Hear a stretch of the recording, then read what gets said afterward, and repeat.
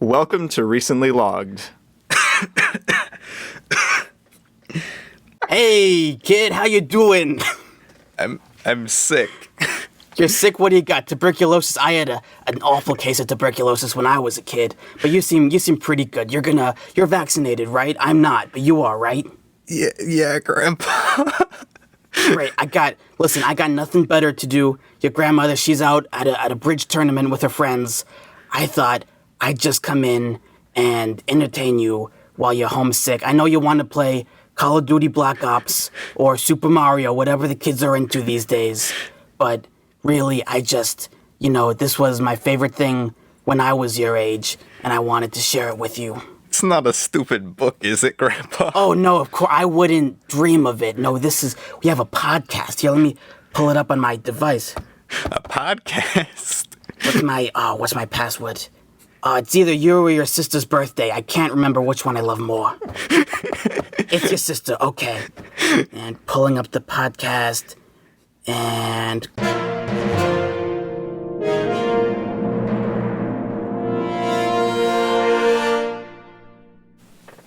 Greetings from the beyond.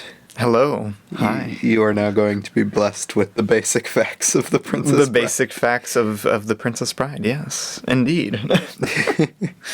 All right, we're recording quite a bit from the future without Yossi, but we're going to do this as fast as we can. Yes.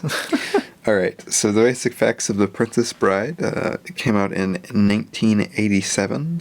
It is rated PG. It's an hour and 38 minutes. Its little IMDb description is, while homesick in bed, a young boy's grandfather reads him the story of a farm boy turned pirate who encounters numerous obstacles, enemies, and allies in his quest to reunite with his true love. Yeah, that's that's the movie. The cast, we have, I always forget how to say this guy's last name. Carrie Ewells? Carrie Ewells, I think I would assume. Mandy Patinkin, Robin Wright, Chris Saradon? Sounds like a Lord of the Rings. Christopher Guest, Wallace Shawn, Andre the Giant, Fred Savage, Peter Falk, Peter Cook. And Peter Cook. The Dream Team unites. And more. It's directed by Rob Reiner. Indeed. Written by William Goldman, which he also wrote the book that this is based on. Indeed. I believe we mentioned that in the later on in the episode. Yeah. How would I know that, Mike? Dun, dun, dun.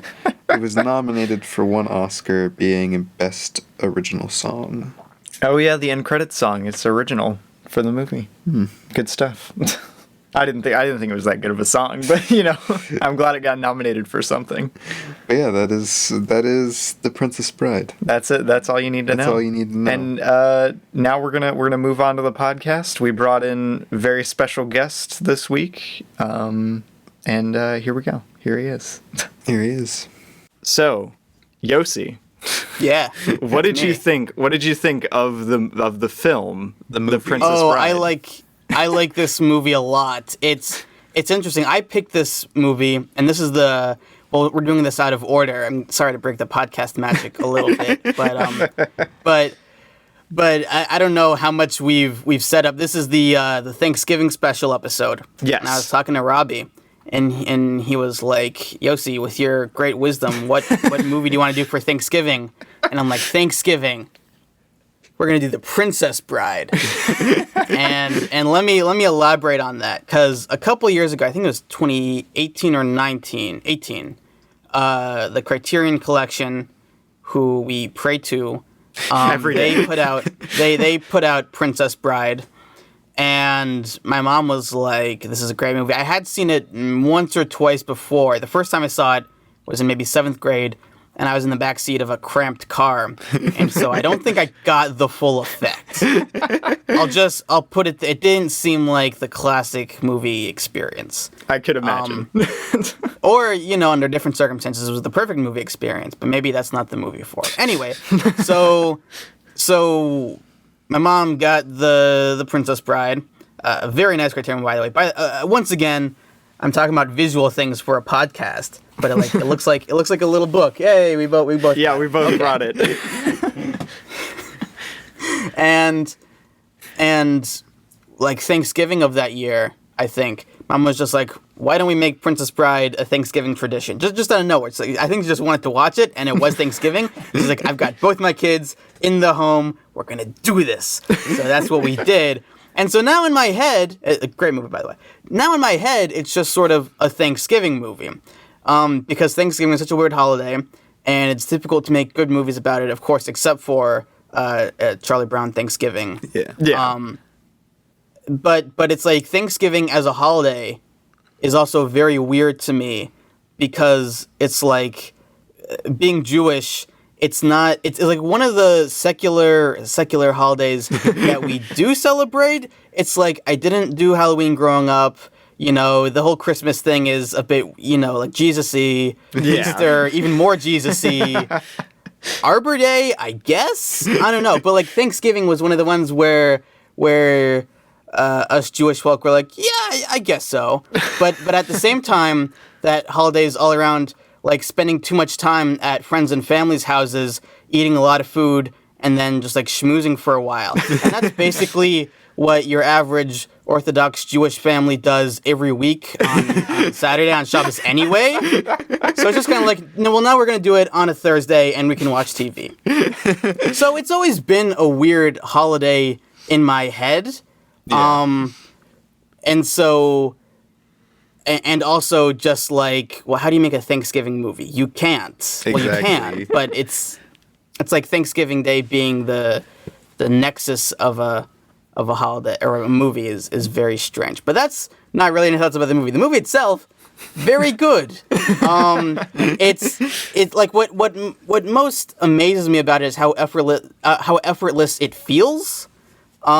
Which of course it's not, because no movie is effortless. Yes. But just the smoothness of the writing and the direction and the acting, it's just like just like a good movie. Yeah. And that feels weird to say because now it feels like everything's an event, right? Might be getting ahead of myself, but it's like, okay, there was the Eternals. That's an event, no matter how you see that. Eternals particularly. Yeah. And even like the new Wes Anderson movie, which I watched again yesterday, and oh my god, it's so good. But it's like that's not just a good movie. It's like that's an event. It's like the new Wes Anderson movie. Yeah. And that's a big deal. Even though it shouldn't be. It should be like a dime a dozen type of thing. But it feels like more recently we've lost that sort of like the mid-budget good movie. It's just a good story. Yeah. Anyone can enjoy if they've got 5 brain cells minimum. And it's like we've lost that. And that's, I think, part of what the movie is first of all, it's a movie called The Princess Bride. And if there's anything that boys hate more, it's princesses and marriage. Exactly. Okay? Two things. So despise 'em. coming out of the gate, it's kind of like the first 5 minutes of La La Land, where it's like, if this is not going to be for you, step away right now. And so it's a really a flex to be like, here's a movie that for all intents and purposes can be like the most girly thing ever, from like if you're 10. Yeah. Is the framing device. And then being like, hold up, it's great and everyone can like it. Yeah. And again, we're so concerned with like demographics now. It's like this movie is for the 12 to 24-year-old guys who don't get out of the house much. And that's what a lot of movies are these days. And not that those movies are particularly bad, but it's like it feels like you're limiting yourself to be like, this is for this demographic. And I think that's part of what, on a more meta level, this movie is talking about, or at least like exempling, because like the movie starts with Ben Savage in his bed and he's playing video games, he's playing baseball. It's like there's nothing more like American Boy than that. And you see his room and it's like the 80s and it's like, consumerism, demographics, selling things to children. And then his grandpa comes in and he's like, I've got this dusty old book that I liked when I was a kid. And first of all, you're like, no. Old things, I hate it. Which, if I were to show this movie to my kids one day, God willing, they're probably going to be like that as well. Like, an old thing? No. But then they're going to be like, it's great. Or I disowned them. One of the two. Anyway, so it's like really showing as an example, as much as we think like, the new Spider-Man movie is made for me, a fan since I was, a toddler. There's room to be like, here's just a really good story that anyone can enjoy, and it transcends all the arbitrary limitations that not that we put on ourselves, but that I think like companies that make movies often put on us. Exactly, yeah. I mean, movies like The Princess Bride, like you said, they just don't really get made in the same way anymore. And No. And you go to a yeah, theater sorry. and like every movie is just like, oh, you're like, oh yes, that movie for that like event kind of thing. You Like, can there either are watch so Paw many. Patrol or the Suicide Squad or the Green Knight. Those are the only three options, Exactly, yeah. right? And that's a real experience I had when I went to see the Green Knight. It was like a poster for Paw Patrol and the Suicide Squad, and I'm like, oh my god. But it's also so weird to think this is a weird movie. Thinking about like Rob Reiner, and like his career, and I think a lot of people already talked about just how crazy his directing career is. It's like we've got this is Spinal Tap, this When Harry Met Sally, All the President's Men, Yeah. Misery, just these wildly different movies that are all great in their own ways, but it is just sort of a testament to like, being really good at storytelling, no matter the quote unquote like confines of it all. Yeah, definitely. And just thinking about what a guy who understands so much about human nature and filmmaking on such a refined and applicable level that you can make these wildly different movies in this crazy home run stretch. Oh, and Stand By Me. Oh, yeah, duh.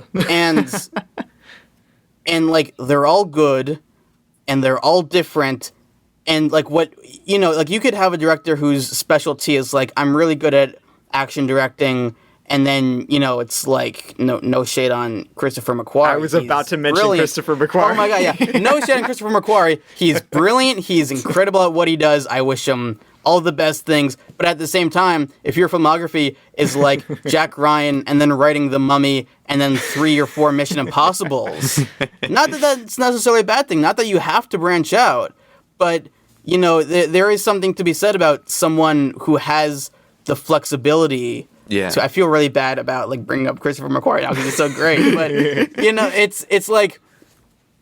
it's like having the ability to be so good on a base level at telling stories and conveying human ideas and feelings through film that like it doesn't matter how you're doing it, it's going to be good. That is wildly valuable because at the end of the day, it leaves you with more than the sum of its parts. If you have like classic fairy tale trappings like you do in this movie, and then but what's really going on is this great story about people and whatnot, then Yeah. all of the quote unquote aesthetics of it, not that they're not important, but it falls away to the larger sort of importance and greatness of stories in general, which is part of Exactly. what this movie's about. There's the story framing device. Yeah. Pretty great one, mind you, as framing Yeah. devices go. and the story behind the story being William Goldman, writing this. He wrote the screenplay and he wrote the book the screenplay is based on. Yeah, I found that And out last night, and it blew my mind. Yeah. I was Oh, like, you what? didn't know? Yeah. There's nothing I love more than a credit that says screenplay written by so and so based off their book. That's always Yeah. a great credit. Yeah. It's like, wow, that's a different kind of flexibility right there. But yeah, no, he wrote the book for his daughters, I think, who are like, we want a princess star. It's like, all right, fine, I'll write one, which is always the greatest flex ever. Just to be like, this is my job and I can do this. And I was like, I think the story was, what do you want a story about? And I think one daughter said princesses and the other one said brides. And then he turned it into like such a great thing. Oh, so I think man. the book, I haven't read the book, but I think the book itself has a similar framing device of like, this is a book written by someone, like 50 years ago. And, I'm William Golding in like restoring it, or I think he's like making the Reader's Digest version. So it's really funny. I think the idea is that he's like taking this book he remembers reading when he was like 10, and he's cutting out all the boring parts and like slimming it up and making it, like really cool. And that's how the movie feels. It's like there's not an ounce of fat on this movie. Yeah, I was gonna bring that up because with the framing device of the grandpa and everything, it gives the opportunity for the movie to kind of jump around the more quote unquote boring sections of the story. You're right.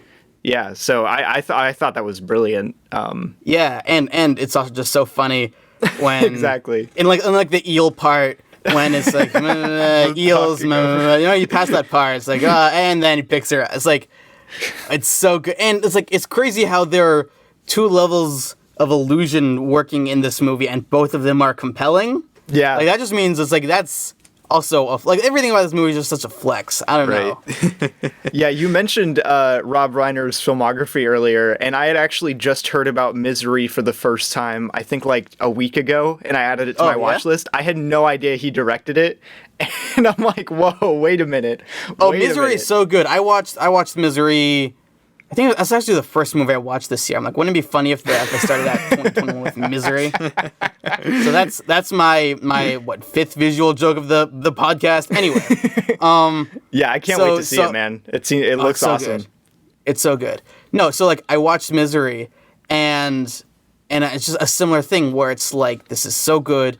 The acting's on all levels. Everything's so compelling and strongly done. I don't even know how to I don't know how to describe, and like When Harry Met Sally, I watched that recently. But it's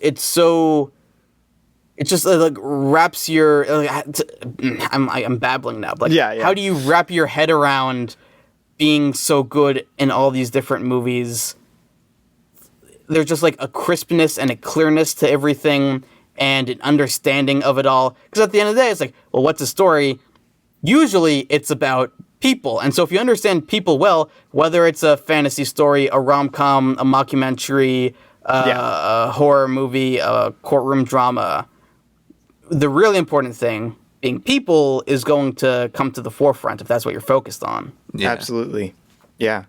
And I was thinking about it. The entire film just has such a sense of togetherness. Like everyone knew exactly what to do. And I think that's definitely a testament not only to the screenplay, which it's a great screenplay. I browsed through some of it yesterday. It does such a good job defining the atmosphere and the direction for it. And also Rob Reiner's direction for the cast is great, I think. Yeah. It all just meshes so perfectly. No, yeah, and that's what's in my opinion so crazy about it. Because I mean, I was gonna mention like my parents, their siblings, they all loved this movie. Like they could quote every line of this movie. You know what's funny? This is a side thing. Yeah. Isn't it kind of funny how whenever you hear someone quoting this movie, it's always like the most annoying characters? like people always want to be like inconceivable and marriage and liar. It's like I was like, oh, it's like those parts are great in the movie, but that's always all. It's like on top of that. I'm so sorry, Micah, but like as a side thing, as a screenplay thing, the trust to have a kids movie with like very sophisticated language and speaking and emotions. Oh yeah, and just trusting kids to get that, because the thing is like, okay, a kid may not understand all the words the characters are saying, but they get the vibe, which is more important. I'm sorry, Micah, go ahead. Yeah, so like my parents really love this. Their siblings love it. Like we grew up with that, and like the entire feeling you get of this movie, like you were saying, it's such a digestible movie. It's such a good movie that like almost anybody can watch this, and everything is so tight. Robbie mentioned it while we were watching it last night. Like before you even know it, you're like midway through the story. Like it just goes, and it flows so seamlessly while it does so. Right, That's and crazy, I think, man. Again, this being a podcast, I'm out of my element, but like visually, something I love about this being an 80s movie is your two options are either the most gorgeous, like, England countrysides imaginable, or, like, an obviously fake but still beautiful set. Like, I don't know if I'm getting ahead of myself once again, but I think my favorite scene in the movie might be the scene where Westley and Inigo Montoya first meet, and they're about to have the duel. I think that's the duel.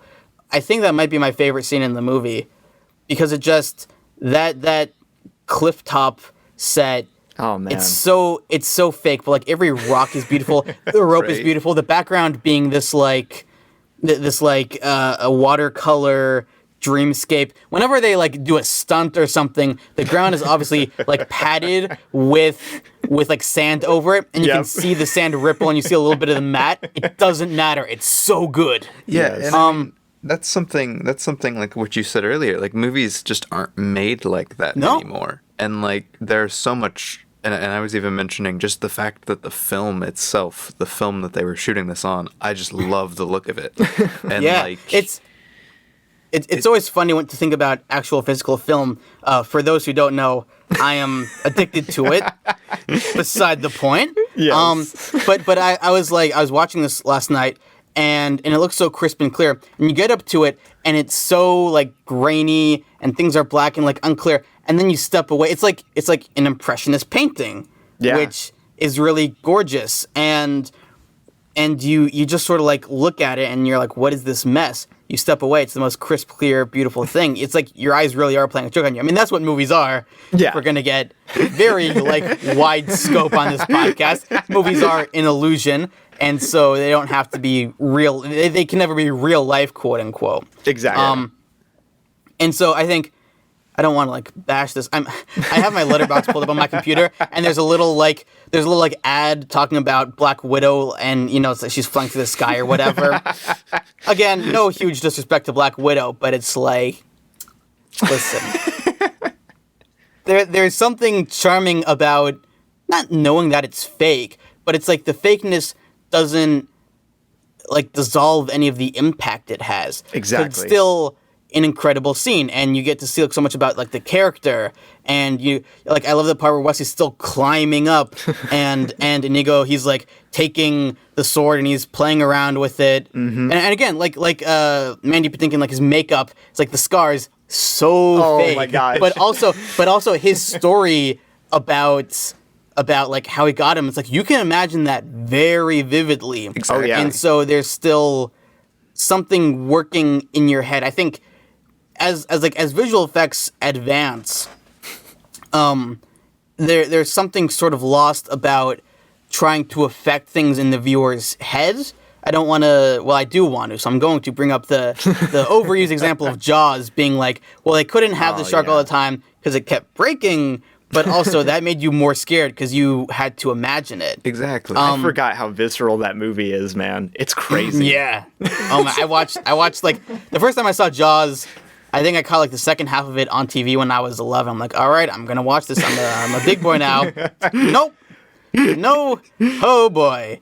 Anyway, great movie. Different movie. Maybe I'll be back one day to talk about it. Anyway, so Go ahead. Well, I was just going to say it's actually something that I was thinking about a lot when doing one of the recent videos I just did on my channel, my Dinner with Andre video. Mm-hmm. The way that movie taps into something that movies have kind of forgotten. And it's a very specific example because it was two theater guys doing a movie where they literally just talk to each other. Those theater kids. But like that sense of theater to movies has kind of been lost. And that was a lot of what... Yeah, like so much in like the theater is not very real looking, but yet it very much taps into you in a way that you don't care. And I feel like a lot of older movies can have brilliant storytelling and a very real feeling story with effects and kind of things that are much more stage and much more like the poor makeup and stuff like that. Yeah, and this sort of reminds me, a couple weeks ago on the Criterion channel,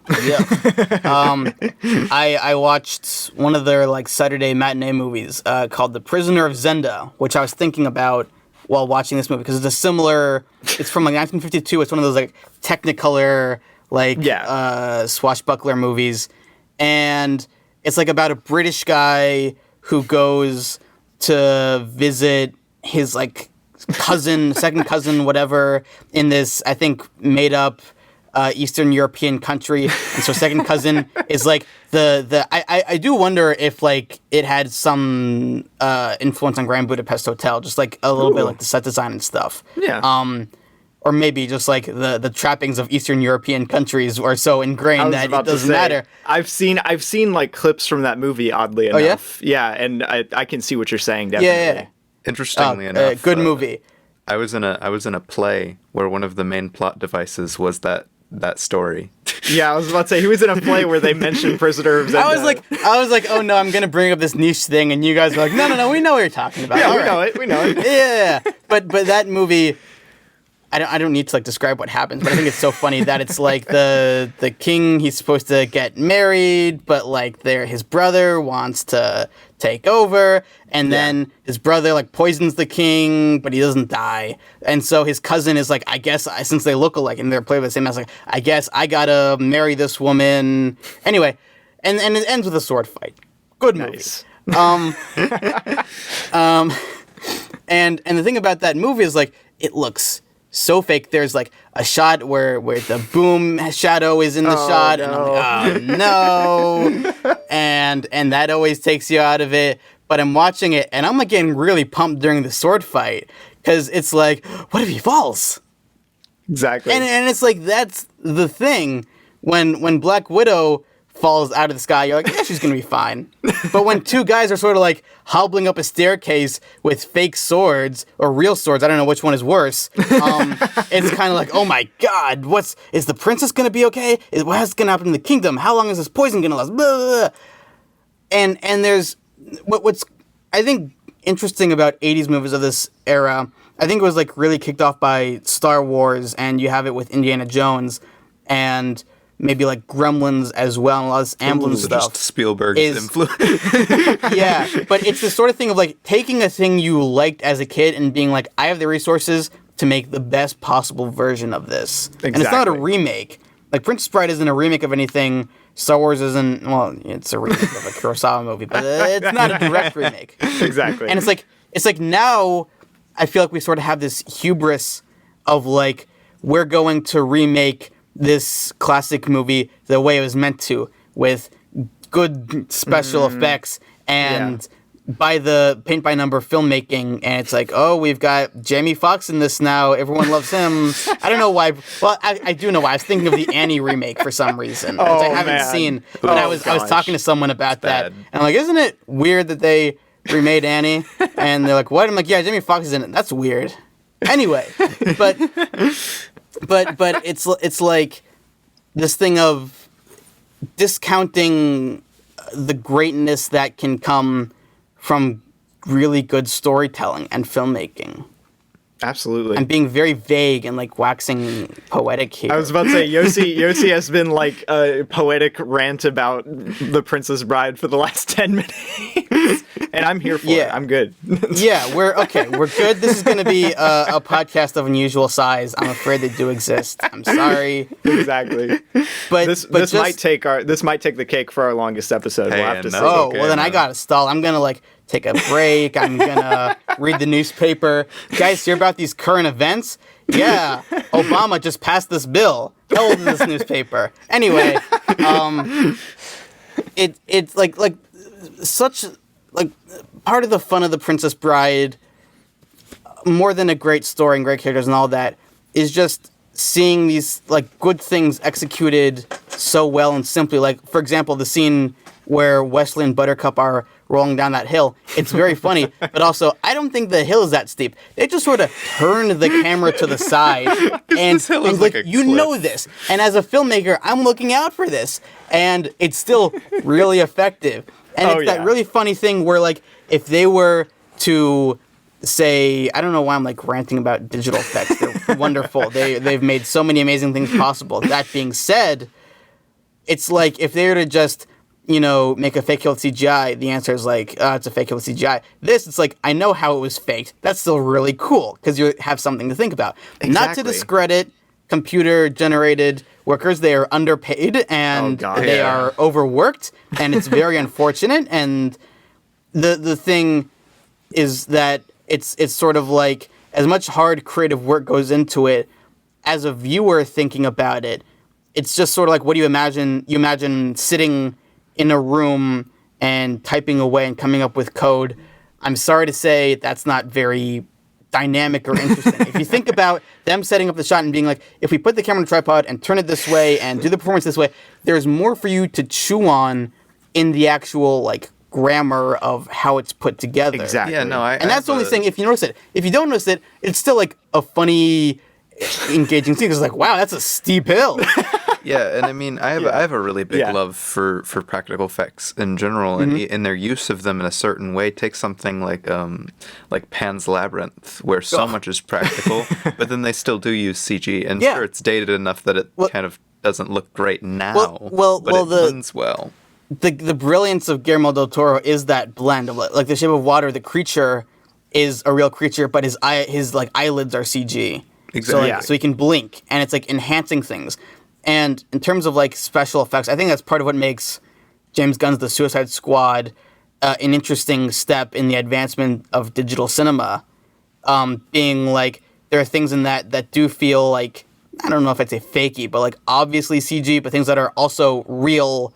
And it's like this weird blend of things where it's like the use of CG and the idea that it can age and might not look great is used thoughtfully as a stylistic effect. Exactly. And that's, if you're going to be using like any special effect, you have to think about the goal shouldn't be to make this real. The goal should be a different aesthetic effect that can only be attained this one way. If you can do it with CGI and you think it's going to make the viewer feel this, then do that. But if your goal is just, it'll look real if it's CG. I hate to break it to you, but like I've seen Fight Club.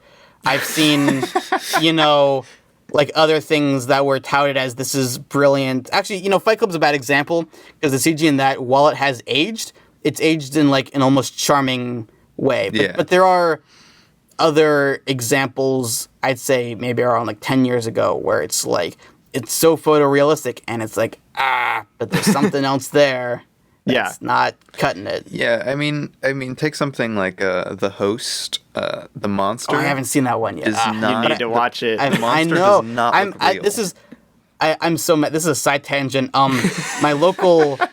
That's what the podcast is. I'm so sorry, guys. But right after Parasite won, my local indie theater, which is one of the greatest places, they lined up a Bong Joon-ho retrospective, and I'm like, okay, I've only seen Parasite.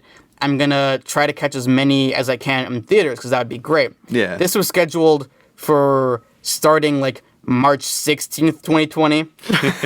So that didn't really plan out. That didn't turn out so good. Oh gosh. And out of bitterness, I still haven't caught up with any of his filmography because I'm still holding on to that hope. I'm like, I need to let it go. It's been almost 2 years, but. But the host creature doesn't look real at all. Oh, like it's CGI, and it does terrible. not look real in the slightest. But I think what they did with it is they knew it wouldn't look real, and they kept it simple enough that it looks good. Exactly. It doesn't look real, but it looks good. I was gonna bring up actually Speed Racer on that front because Speed Racer is one of like my all-time favorite movies, and the CG in that does not look real at all ever. That's not the point. Exactly, but it chooses its visual style, and its visuals are some of its strongest elements, and it uses that to its advantage in a lot of ways. Stuff that you wouldn't be able to accomplish practically. Right. I think when we're talking about special effects, I don't know why we went down this rabbit hole, but if we're talking about special effects and their usage, there's so much more to think about than just the does it look real, is it whatever. It's like, well, it's a special effect. What is it affecting? Yeah. You have to think about performance and about the use of it in the story.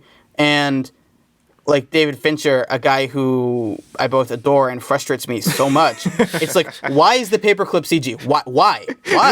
I don't notice it. I feel on a level that something's off. And maybe that's his point.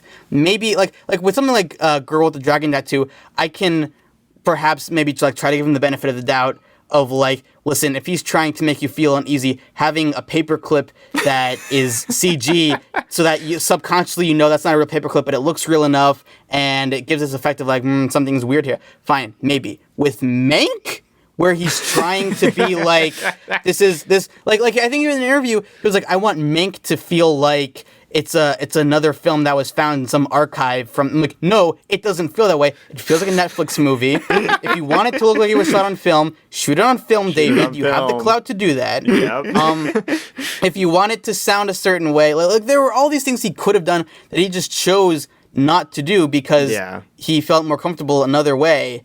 And I like, it's just the sort of thing of like, well, what is it you're trying to do, and how do you want to do it? And if you know that like a CG elephant isn't going to look real, don't make the realness of the elephant be important to the story, because you can tell if it's real or not. When you're watching Citizen Kane, if you're watching Citizen Kane, you're like, whoa, that's a real elephant. Exactly. If you're watching Mink, you're like, this elephant looks fake. I'm sorry. And like his uses of CGI and like his whole filmography are just weird. Like digitally adding like hair onto Jake Gyllenhaal's hands. And oh my god! The Zodiac CG. Like there's just such weird stuff that he does use CG for. And it's not that it's like aged badly. It's just like, you know, like do a Pixar film then. I don't know. Like if that's what you're going for. Yeah. Call up who's in charge of Pixar now? Oh gosh. Pete Docter is probably. Is it Doctor? Is it Pete Docter? I don't know. I think he took over because he's directed a lot of their movies lately. Because I know what's his face left. Yeah. Yeah. I don't know. No, I think beside the point. I'm sorry. Yeah, I was about to say, wrapping it back around to The Princess Bride. Wrapping it back around to the movie. I think, like, the production design and all of the, like, obviously practical effects, the costumes, all that stuff lend themselves so well to building the kind of cozy sort of storybook atmosphere that the entire film is built around. It's also... Yeah. Yeah, it's the thing of, like, even if you have like a makeup effect that's not the greatest, and first of all, there are makeup effects in this movie that are great. Billy Crystal and his wife. Oh yeah, great effects. But it also just having a quote unquote kids movie with like that level of respect to the costumes and the cinematic language. That's a vague statement. I don't know why I said that. Yeah, but I get what you're saying. But having like both a simplicity and an elegance to it, where it's like nowadays, it sort of feels like we're not going to spend this kind of money on. It's like there are the 5 movies that get nominated for best costume. Remember, only 3 movies that get nominated for best costume design, and then all the rest of the movies are like, it doesn't matter, they're just clothes. But it's like you see some of the outfits in this movie, and it's like that's storytelling. You see like the buttons and the string wrapped around and the fabric and the different shape of it. And it's like, that's integral and that tells you something. I love Humperdinck's little neck collar thing. It looks great. And that's the thing. If you have a movie where people don't care about that, I mean, the devil's in the details. It's like you wouldn't bring that up if that wasn't a thing that was there. And that's not like crucial to the movie. They could have saved, I don't know, $10 without having that how much do collars go for in the 80s? But they could have not included that, and it's like, well, then we wouldn't be talking about it. And you find all these little things that you love so much and all these details, and that's what sticks with you. And you could have like the best screenplay in the world, but if you execute it in an unmemorable way, then what's the point? Exactly. And you brought up earlier the fact that I kind of interpret this movie as kind of a tribute to like storytellers in general. Yeah. And you can tell that like the entire like crew and everything, the writing team were definitely trying to tell a story, like all of the departments, the costume design, the production design, that sort of thing. Let me also just say real quickly, this movie, I forgot who it was shot by. Actually, I could pull it up right here. But thinking about Rob Reiner, once again, it's like, I think When Harry Met Sally was shot by, this movie was shot by Adrian Biddle. Okay. Anyway, he shot Aliens. That's interesting. But I think When Harry Met Sally was shot by Sven Nykvist, who was like Ingmar Bergman's cinematographer. Yeah, yeah. And then came over and it was like, that is unheard of. What? That would be, well, okay, I guess we have a similar example, but well, the guy who shot the new Edgar Wright movie, well, he also shot It, but it's like he was doing all this crazy stuff, I think, in South Korea, and then he comes over and it's just like doing crazy great stuff.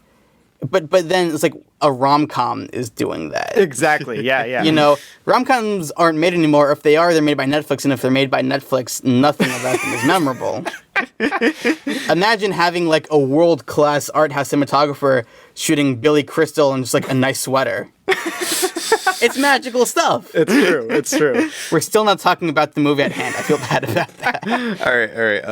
How about this? What did you rate The Princess Bride? Oh yeah, we did. I gave it a 4.5 stars. I guess this is a Letterboxd themed podcast, so I gave it a 4.5 stars. I always sort of feel weird about rating things. Yeah. Because I feel like my understanding of movies has grown in a way where it's almost past that, but at the same time, it's like, I still want to, say like, good job. Exactly. And so most of the movies I see, I don't give less than like 4 stars. Not because I'm like, you know what, they tried hard. I'll give it, like, if I see a movie that I don't like, I'm not going to give it that many stars. Yeah. But at the same time, usually I watch a movie and I'm like, I like this. This is good stuff. So I gave it a 4.5 stars.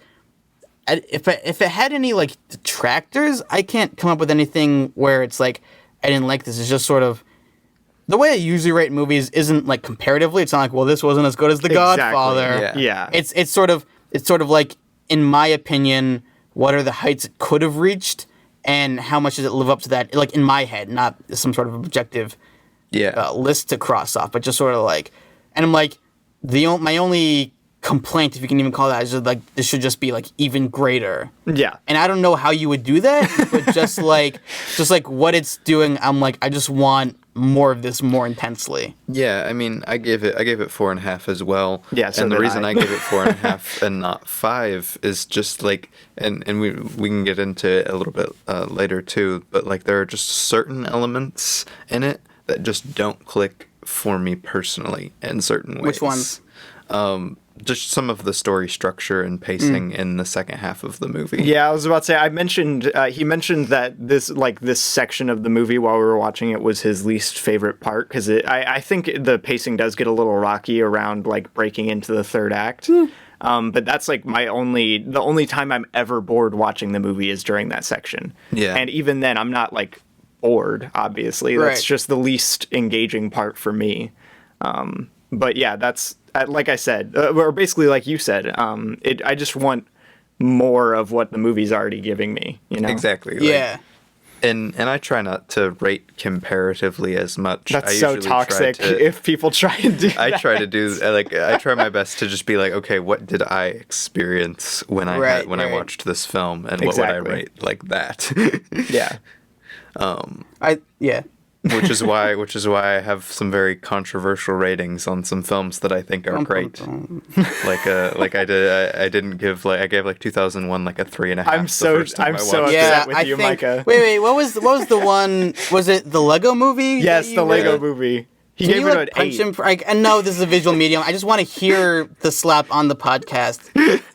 Oh, why would you do that? You terrible, terrible human being. The Lego Movie is the greatest, and you deserve it. All right, it's true. I feel avenged now. Man, the Lego Movie. I don't know. We need to do it. We need to do an episode with you on the Lego Movie, because it's one of the best animated films of the decade. One of the best movies of the decade. True.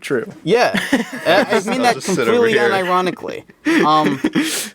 Beside the point, everything's the point. So, Rebby, what are your, like, because I feel like I've kind of talked a little bit about it. Yossi's talked about it. What are your like initial thoughts? Oh, if you just want me to, I figured we'd kind of wrap up the opening thoughts segment since it's gotten very broad. Wait, this is only opening thoughts? Okay. Yeah. All right.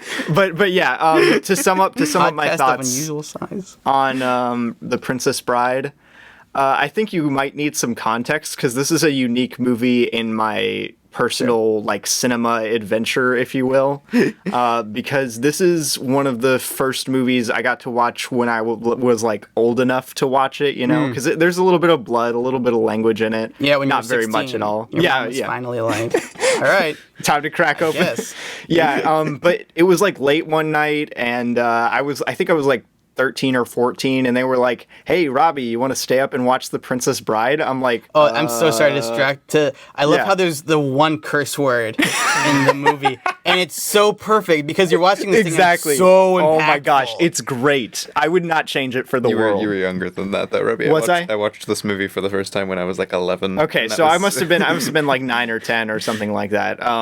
But anyway, I was like, I don't know, The Princess Bride, that sounds kind of lame, right? Like princesses, brides, as awful. Yossi was saying earlier. Yuck. And then they were like, no, it's fun. You're going to like it. I'm like, okay, I guess I'll stay up. And then like, before I knew it, like five minutes in, I was just completely sucked into it, and it's an amazing film, and it's great. Like you were saying with your specific experience with it Thanksgiving wise, like this movie kind of has that kind of interesting kind of experience for me too, because when I was then, because we were living in our basement together, like me and Robbie were sleeping in the same room together, and whenever this would happen, like me just being interested and being not wanting to like miss out on anything, I would always like ask him about the movie, and I remember like questioning him on like every element of this movie when he got back from watching it, and like I was just like so excited, and it was that kind of like experience for me because our parents like loved it, they referenced it all the time, and watching it for the first time when I did,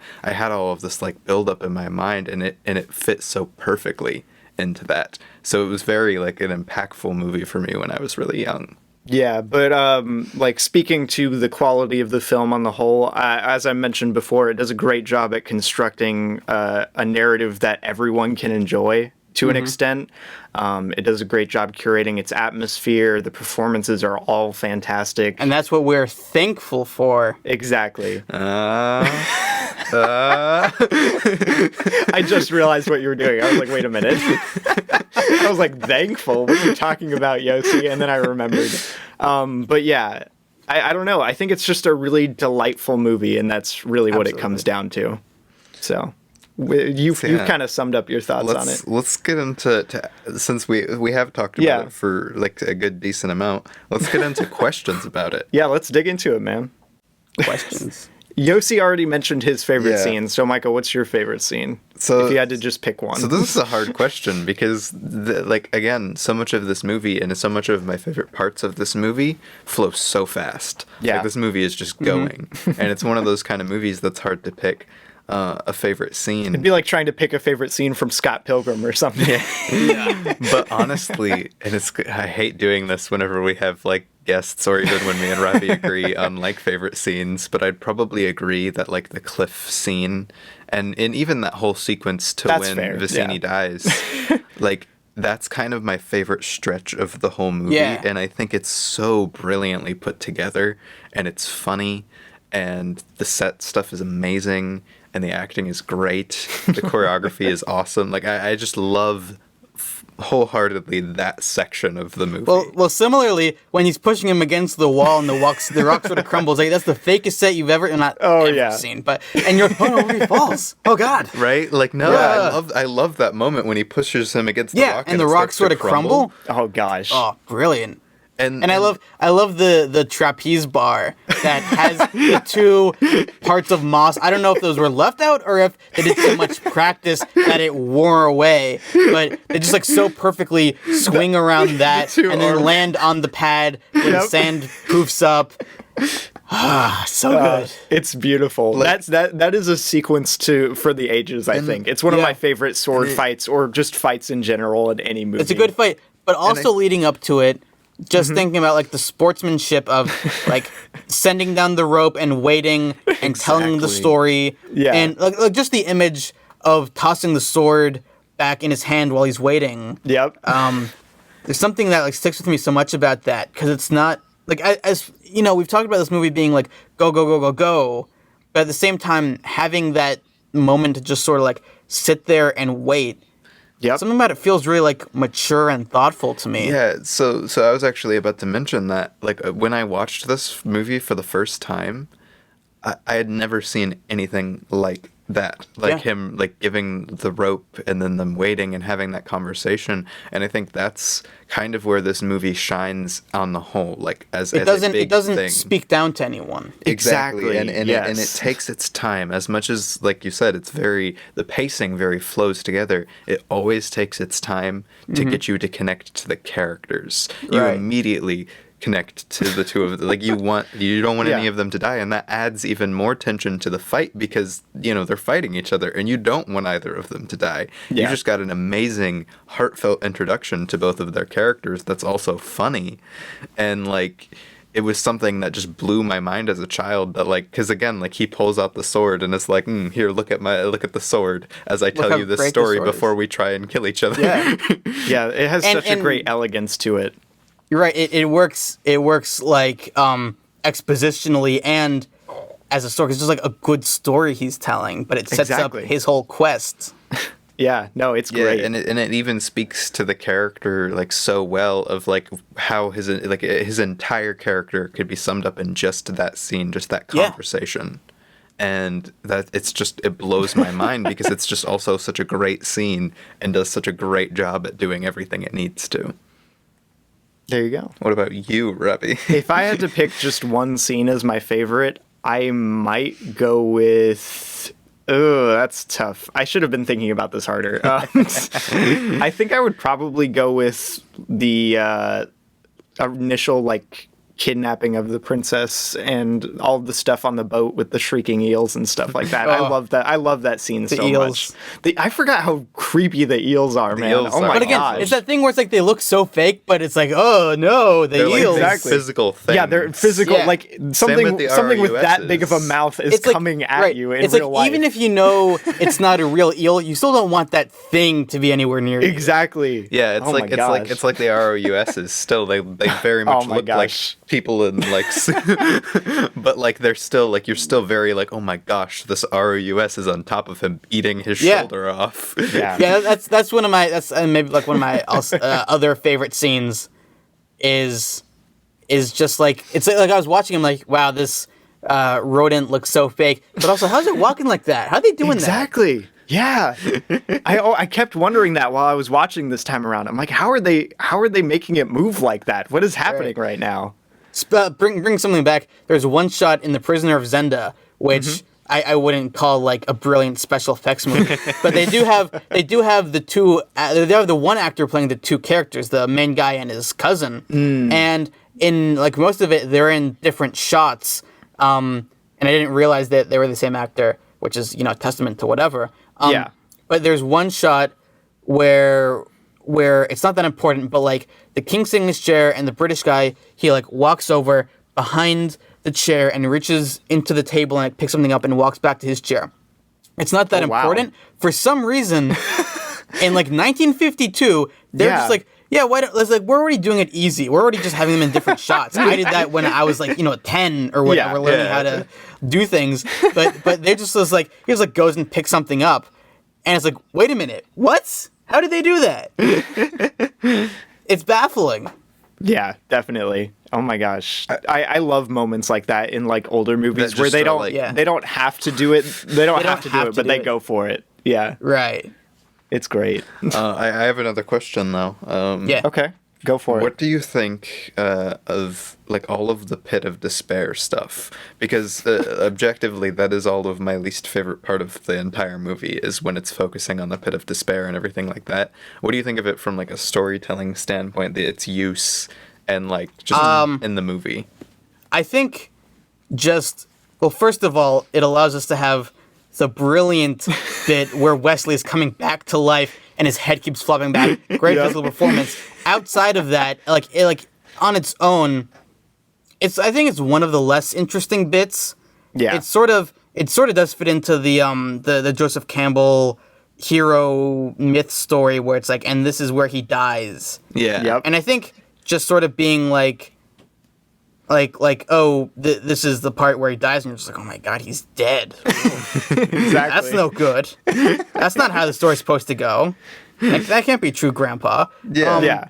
It really, it sort of allows it's sort of like a piece of tape. It sort of allows the more shiny parts to shine because of it, even if it's not the most interesting part. I think that there's the wide shot of the contraption working with all the moving pieces. I do love that shot. Yeah. There's just something like manic and dangerous feeling about it. Oh yeah, definitely. No, I and I love also the way think- the machine feels like Yeah. on screen.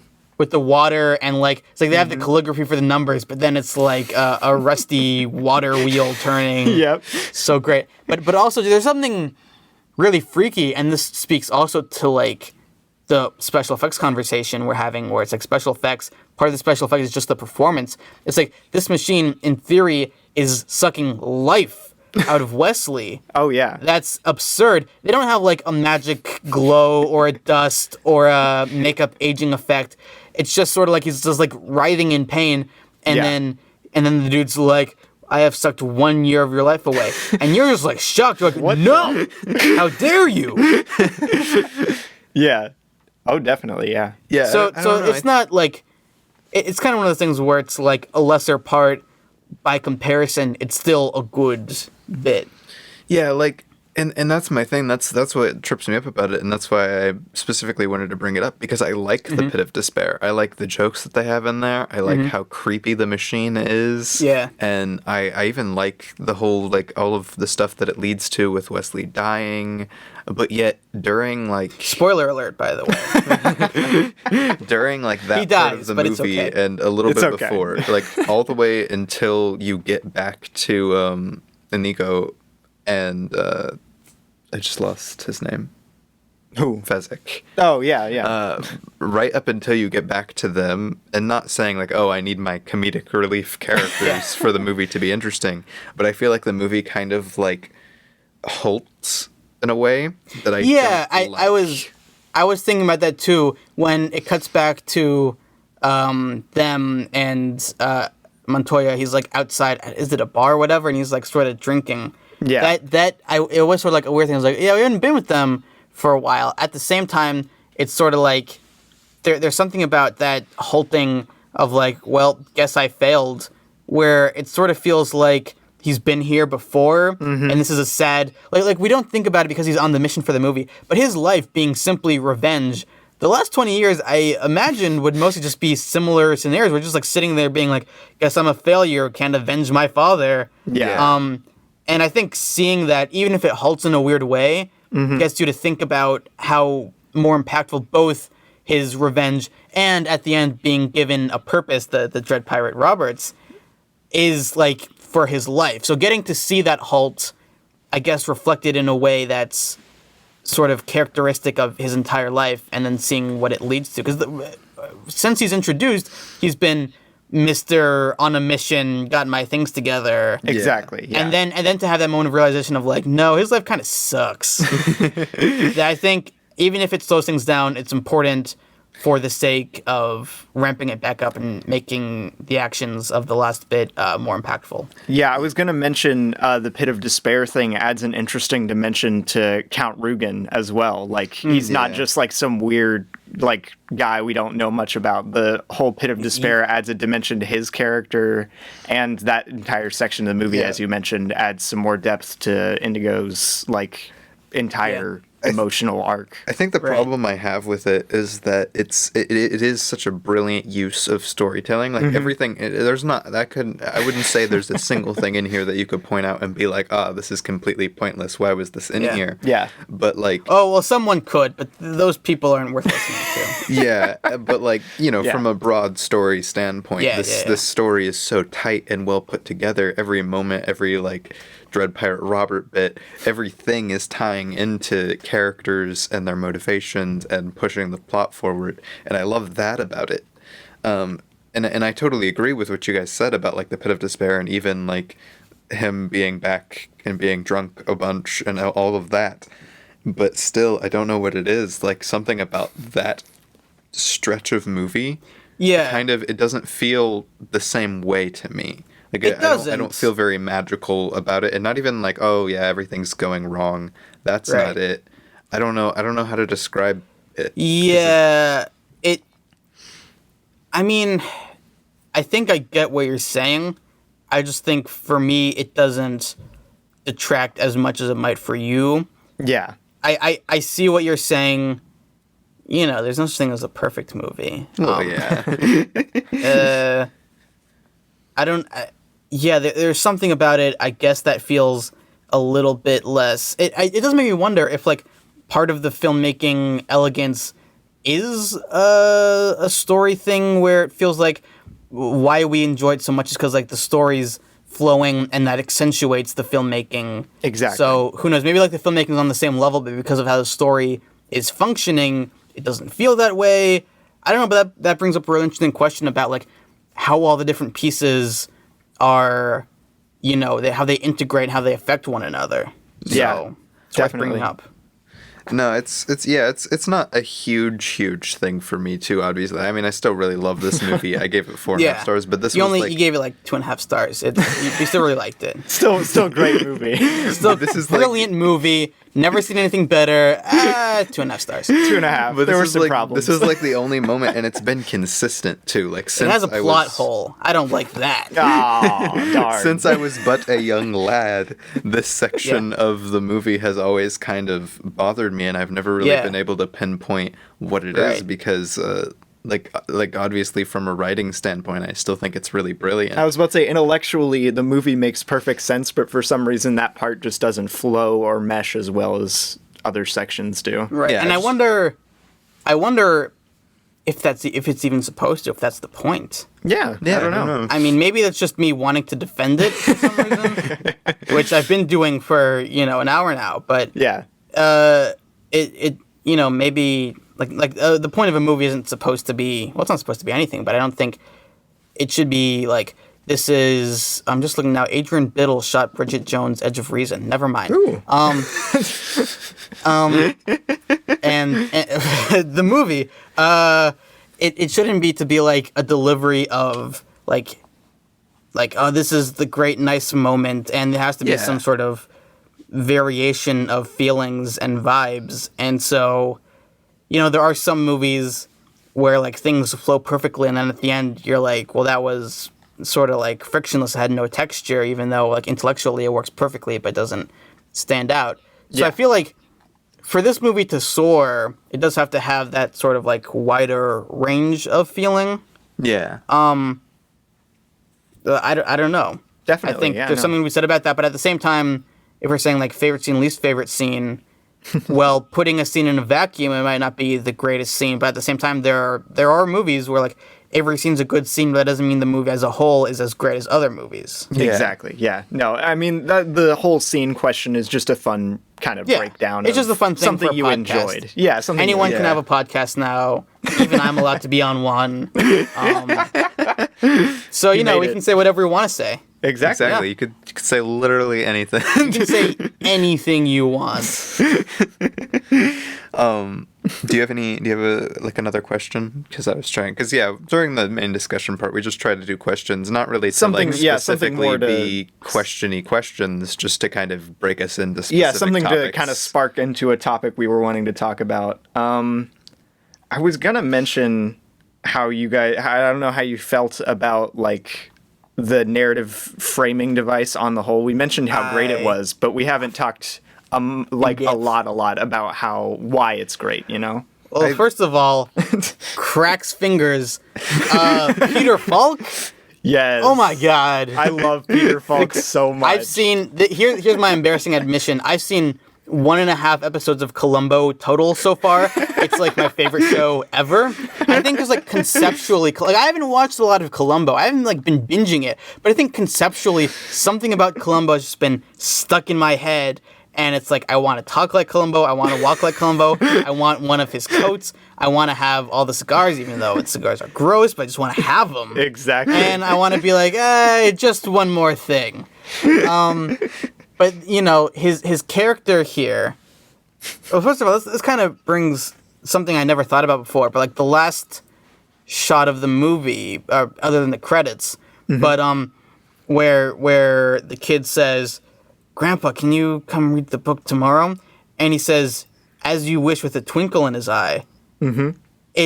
like on a first view, it's like, oh, that's a fun callback, great way to button the movie. I don't know, I might be giving, the like 17 geniuses involved in this movie too much credit here, but you have to wonder, like, in the context of this movie, what is the greater meaning of the Princess Bride to the Peter Falk grandpa character? Exactly. Because it's like, in theory, this guy probably fought in World War II. Mm-hmm. And, we're talking about, like, this book he read when he was a kid.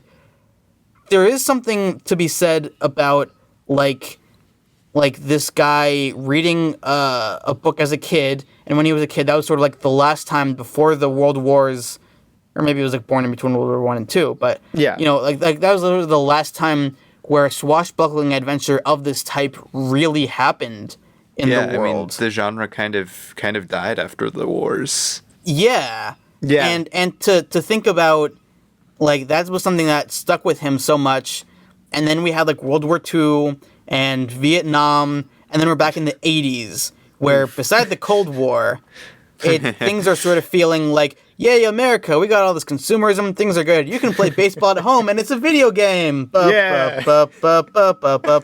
And, like, I love in 80s kids' bedroom, but at the same time, it's like, he just has a lot of merch on his shelves. Yeah. Yeah. To sort of come in and be like, here is a story. It's not a franchisable IP. It's like something that means something to me on an emotional level and represents something we don't have much anymore. Yeah. There's something about that that's, like, really impactful. Right? And it connects way deeper than you'd think it would. Yeah.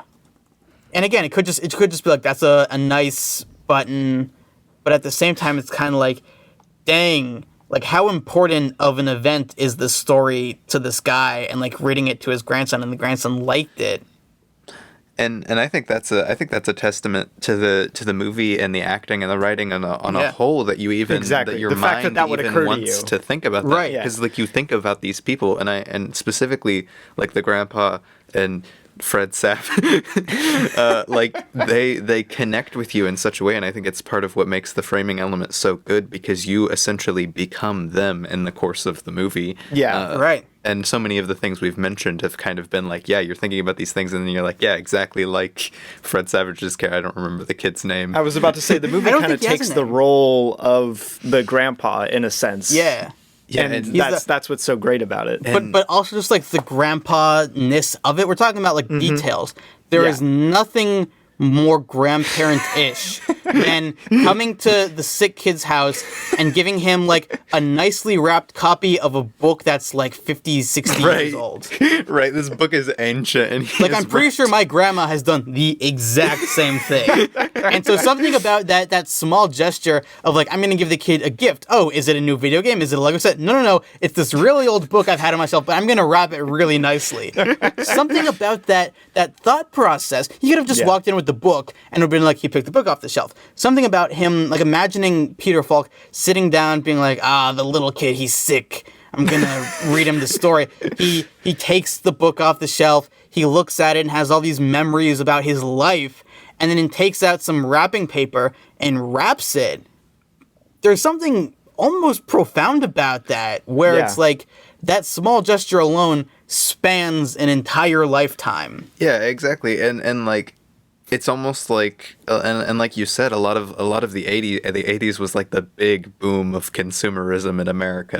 It's insane. Reaganomics. Like, the childhood is completely different, and like, I like to think of it as like, he probably, like, in terms of like thinking about the impactfulness of the grandpa's past, probably growing up when he did, if it was, and timeline would make sense for being in between world wars, that was not a great time to be there was the kid. Great Depression. Forgot about that. Yeah, exactly. Whoops, slipped my mind. And I love the thought of, like, it being the grandpa, like, looking at the book and, like, giving him the gift of the childhood that he never had, the childhood that he had to live through the book. Right. Yeah. And like, I just think it's so crazy how good this movie is that we're thinking about these things. I was about to say, I didn't they did maybe like 1 or 2 days of shooting, and we're like, but what about he doesn't have a name. What about his life? What was it like growing up in the 30s? And sort of like that sense of generations, and also just like the generational flex of being like, hey, this thing that's really great, it's still really great, and the kids love it. Exactly. Take that, video game baseball. And there is something to be said about like timelessness. Because this is a sort of a timeless movie. Yeah, I was going to bring that up, actually, because it's sort of become like a cultural juggernaut. Like, everyone loves this movie, as far as I can tell. Like our parents showed it to us. We're probably going to show it to our kids. Exactly, yeah. I'm going to show it to my kids, for sure. Yeah. Yeah. But it's crazy. It is very weird to just sort of think about... In a sense, listen, there are a lot of podcasts out there, and I've gotten so many offers, but I said, no, I'm going to come on this podcast. Turned them all down for this. Important to say. I said, no Joe Rogan. I said, no to Conan. I said, no to Houston Coley. He was like, Yossi, take over the podcast. I haven't been doing podcasts much. I've got a new life in a foreign country, and I said, no, I'm going to do Robbie and Micah's podcast, because I want to talk about just how important it is to have something that lasts, and there's nothing that, is more immortal than podcasting. Of course.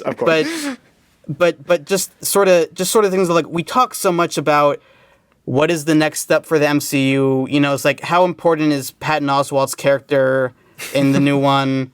And it's like, it's like we're concerning ourselves with things that won't really matter in 3 months. Exactly. But our sort of culture, the way we look at storytelling being this thing that's like disposable, and like we're just getting a little bit till the next one. And for the record, I quite enjoy the MCU. It's a nice ritual. It's fun. It's a good TV show. A good show. There is something to be said about like something that has a shelf life, and that means something beyond what it can do for you immediately. And if we're going to talk about Eternals, which I don't know why we are, but I think one of the... I like the movie, by the way. It's not my favorite. It's not my least favorite. Kind of in the middle of the road as far as the entire MCU goes, in my opinion, so far after this one viewing. I think it might be the only MCU movie, other than Guardians 2, that has more to offer on rewatches than the first watch. Because I think a lot of MCU movies are designed around... It's a little bit sad, in my opinion, how much the MCU has just been like, well, we have to talk about it. But yeah, it's the sort of they're designed around like the experience of opening night, and I love that experience. I love going to the theaters opening night and being like so excited when the theme song comes on and whatever. but it's like, I don't know if any subsequent viewing of any Marvel movie again, other than Guardians 2, has gotten better than that night. Yeah. And I imagine Eternals is a movie where you can watch it again and get more out of it the second time and like think about it more. So that's exciting, in my opinion. Yeah. But again, if we're designing low power mode, whoops. We might need to take a break. But it's like, if we're designing movies around the idea that like you watch it once and it's like, oh, it has a huge opening weekend, and then no one ever talks about it again, which is sort of like the Netflix model and sort of what Disney is turning towards. Oh my, okay. There's cacophony of notifications and sounds now. Anyway, it's sort of like, if that's what we're going for, has anyone talked about Raya and the Last Dragon as of late? We did it on the podcast. That's it. I have not thought about it since then. Yeah. It might be a perfectly okay movie. I haven't seen it, but... It's fine. It is a perfectly fine movie. It's a perfectly fine movie. But you have, like, perfectly fine Disney movies from the 70s that people still talk about. Exactly. That's weird. Yeah. There's something about, like, it's not about the movies themselves so much, but more about the culture, where it's like, we don't want to hold on to something more than when it's quote-unquote relevant. And, like, what makes something relevant and what makes something good, quote-unquote. Yeah. It's the kind of thing, and, like, 80s movies have the advantage of being canonized now, which is a different problem. But it's like, oh, Gremlins, that's untouchable. Everyone loves Stripes. I'm sorry, I don't love Stripes. Stripes is a bad movie. Hate to break it to you.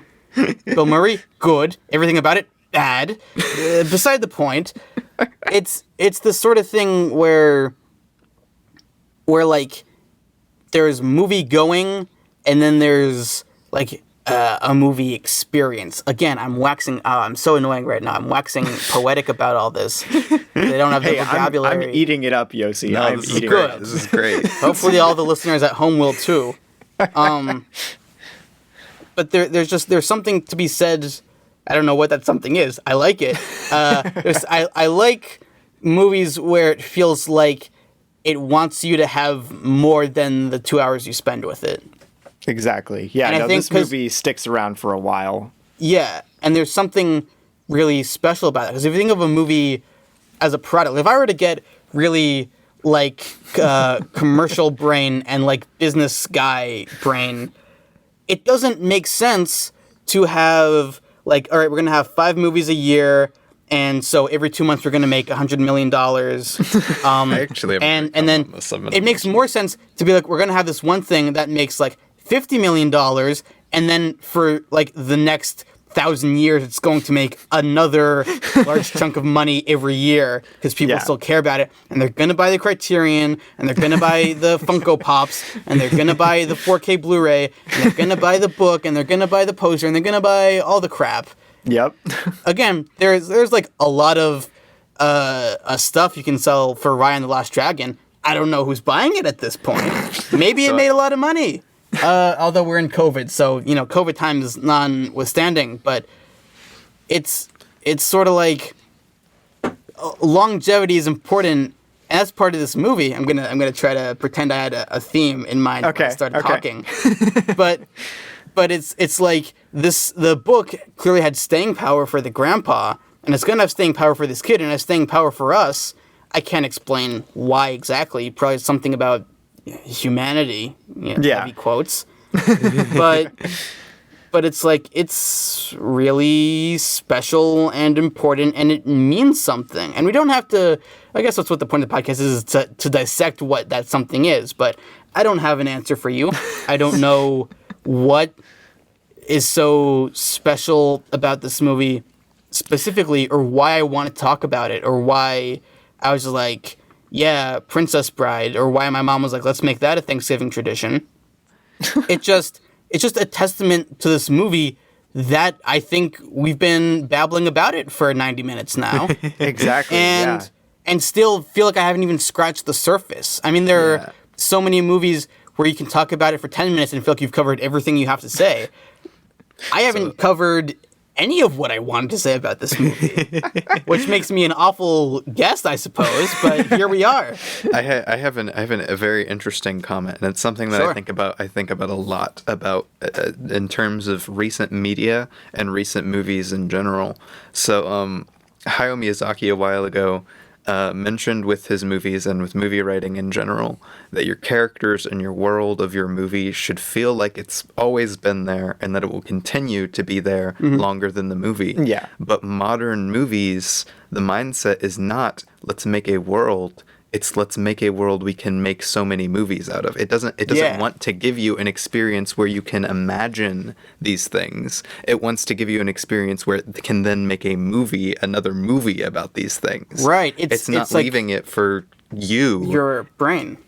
It's leaving it for... In my opinion, my big galaxy brain opinion is that movies are really like diving boards, because you have like 2 hours you're watching the movie. But that's not how you interact with the movie. You interact with the movie thinking about it for the rest of your life, if it's good. Yeah. And it's like Tom Hanks, I think, has watched 2001: A Space Odyssey 500 times. And yet he's probably thought about it more than the time it took to watch it all those times. Exactly. Definitely. It's this sort of thing where, like, there's so much value in the implied and the things, like you were saying, like a world you can live in and you can believe and your imagination can occupy. And that's more valuable because, again, it's like The Shark. It's like Prisoner of Zenda. It's like Pick Up on South Street, which is a movie I watched recently that I was probably going to talk about in the recently watched. I'll talk about that later. But it's like under like restrictions from, say, the Hays Code or the MPAA, and you can't show someone getting brutally murdered, but you can do it in a way that doesn't break the rules, but implies a brutal murder that is even like more intense than anything you can show on screen and more devastating. Yeah.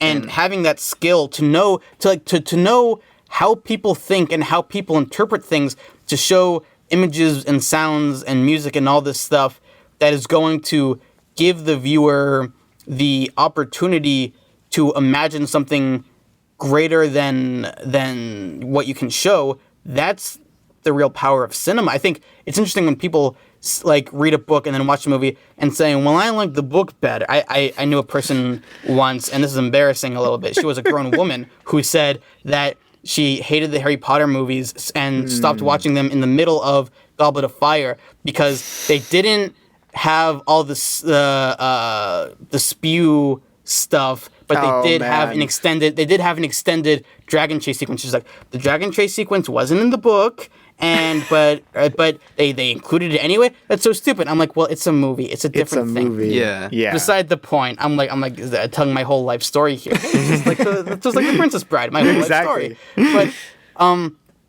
But it's like with a book, you imagine people looking and moving and talking the way you want them to. And so you might have a description and have dialogue and tone and pacing, but ultimately the nitty-gritty fine details are up to the reader. And so you get emotionally attached to that because you were given the fuel to create that. Movies can either give you everything and then you're not engaged, or give you enough, like a novel, to spark that crazy fire that you get emotionally attached to. Yeah, it's interesting in the realm of adaptation, because this is an adaptation to an extent, even though it was written by the same guy for the screenplay. It's interesting because this is kind of like, I read it as kind of the grandpa's like interpretation of the book, obviously, because everyone picks out different details from reading something, and I think that just lends itself to, again, the kind of atmosphere and tone that it takes on. And again, why we're even questioning what the grandpa's thinking and all of this. Yeah. Like, it creates such an amazing world, and it does, and everything about the movie is doing such a great job to not only get you super invested in the story, and we started this talking about like the framing device of the movie. It does such a great job of getting you into the story, both because the story is good, but also because it does such a great job of getting you into the mind of like the grandpa and the kid, and you want to care, even with like the 2 minutes of filming like that they're on screen for. It does such a great job of connecting to people in a way that you just want to be there. You want to be having this grandpa telling you the story, and the movie kind of takes over that for you. Exactly. And I think bringing that more full circle to the whole Rob Reiner thing, and like, how can you do these vastly different movies and them be good, is because he just like, I think part of this is maybe like a comedy background, and like what great comedy is an understanding of people and how to know how people work and then like trip them up, and so that's unexpected and that's a laugh. Dissecting the frog, as they say. But it like having that comedy understanding, and then being like, I know how people work. I'm going to use that to give them something that no showing them can. It's like we don't see the Dread Pirate Robert's ship, but I have a vivid image in my head of what that's like and what the day-to-days are, and it's like the ending of Close Encounters of the Third Kind. Right? Exactly. Right? That's how I feel about the ending. I might have to be a permanent guest on the show, because I just want to talk about Close Encounters forever. It's like there's the original version where they didn't have enough money and it was kind of rushed. Then the re-release version where it's like you can do the stuff you want to do if you also show the inside of the ship. And then the ultimate version of Spielberg was like, that was one of the biggest mistakes of my life. Gonna take out the ship. So I haven't seen the inside of the ship. Whenever, like, if there's like a bonus feature where they're gonna show it, I like close my eyes. I'm like, I don't want to know what it looks like. Yeah, that's for me, and that's more emotionally powerful than being like, look how cool this spaceship is. And so just like being able to know how people think and how people engage with things and get emotionally attached to stuff. If I was an annoying Twitter if I was a more annoying Twitter user, I could say like movies are just like emotional manipulation. It's like, yeah, kind of, but that's good. Yeah, no, it is. It's like knowing how to do that is a crazy skill to have and an insight that goes beyond technical knowledge or any sort of formatting or structure or any of the things that like YouTube videos teach. You could know how to write the quote unquote perfect screenplay, but if you don't know how people will engage with it, or not that you have to control that, but if you don't have an understanding of how a story works in your head, then it's not going to stick around anywhere. Exactly. Yeah, I think what was like one thing that was very interesting to me is that and it's one of the things I love about like 60s, 70s, and 80s are probably my favorite years of just movies. Not even it's the perfect all of in my between favorite. of technology and limitation. Exactly. So what we have now, especially with like you said, like CGI, and I have nothing against CGI again. No. Artists, they're Brilliant. Great, underpaid, overworked people. But like we don't have limitations really anymore for big movies. Nope. You can show on screen whatever you want. Same thing with like even content of movies. As much as I don't like restricting content of movies, like we don't have pretty much any limitations. You don't have to be as clever as you used to have to be. Exactly, yeah. So now movies that have become such a big show of a thing of like such, I hate saying like movies have become such consumerism type things, but they really have in the modern era a lot because of Disney, but that's a different topic. I wonder how well this podcast is going to age. Are our kids going to listen to this podcast? Are they going to be like, Grandpa, please tell us about this podcast you did when you were younger. We talked about companies that don't exist anymore, or are our government now. Yeah, I was about to say, Disney's gonna remember Disney? Buy Florida or something. Yeah. But like it becomes this thing where if they don't have any limitations on what they can do and they have massive budgets and they know that they, again, combined with the fact that they have like this idea of no, you can't just make a movie to make a movie, you have to make a movie to make a product and make a franchise. It becomes this thing where you lose the entire I can't think of a word for using that tense of tangible, like is tangibility. I don't think that's a word, but your entire like attachment to it. Yeah, I think it is. Because it's just a thing. It's not a I don't know how to. It's not a story in a way that it connects with you. It is a product at the end of the day, and I hate that because I can still get stuff out of these movies, and I'm not taking and also any value movies back away. in the day. Movies have always been products. Oh, yeah, always, no, yeah. and I'm not saying like, oh, these are some holy things like in the 60s, 70s, and 80s. Back those when are movies were good. Those are just Back my when favorite movies were eras. good, like the cat who had sunglasses or whatever. I'm just saying like right now in this very time and what is big. It's not that good movies aren't still coming out. It's not that these movies don't have merit. It's just my personal connection to the movies that are coming out right now are just so much lower when it comes to like mainstream and how like the 70s is actually my favorite decade of movies in general. And it was one of the worst financially times in the movie industry ever. Movies just weren't getting put out as much. Yeah. Disney almost shut down animation entirely in the 70s. Like it was a terrible time for the movie industry, and it made some of my favorite movies of all time. Right. It's interesting about that. First of all, I just want to warn you. I've got sorry once again to break the podcast magic. I have 10% left on my phone, so either I can plug in the phone and the audio might get messed up, or we could take a break soon. And like I can recharge my phone and get like some water or something, and then we can keep talking. Or you want this is an excuse to get rid of me. But I think if we're gonna like wrap up this bit a little bit, just sort of thinking about like, well, how do you approach a movie? How do you approach a story? How is it valuable to you? How much of what we're talking about is the culture? How much of it is actually the things being made? And how much is that all intertwined? I think like there's definitely something to be said about the internet and all this talk about movies and like 2-hour YouTube videos about something people forgot existed. And it's sort of like, well, you didn't have that back then. And there are merits to all of this. Not that everything going on is bad, and it's great we have more voices now and more opportunities to make and see things that you wouldn't have otherwise. Yeah. But those things also, like, if those things are important, if we're going to have, like, more diverse stories, not for diversity's sake, but because, like, these stories are interesting and should be seen. Yeah. Yeah. It's like, if we're going to have these things that are quote-unquote important, well, then we should not forget about them after 2 months. Yeah. It's like people complain, like, oh, we have all these movies people always talk about. It's like, all these white people, you know. As three white people talking on a podcast about a movie full of white people. You know, Mandy Patinkin, a very Jewish Ashkenazi guy playing a Spaniard. Say what you will about that. At the same time, it's not like because these people are white that we're talking about this movie. It's like,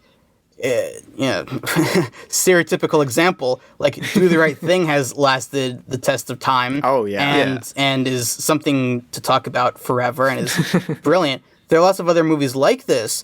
It's just sort of like, unfortunately, now that we have more opportunities for more diverse and interesting stories, it happened to coincide with a period where movies are becoming disposable.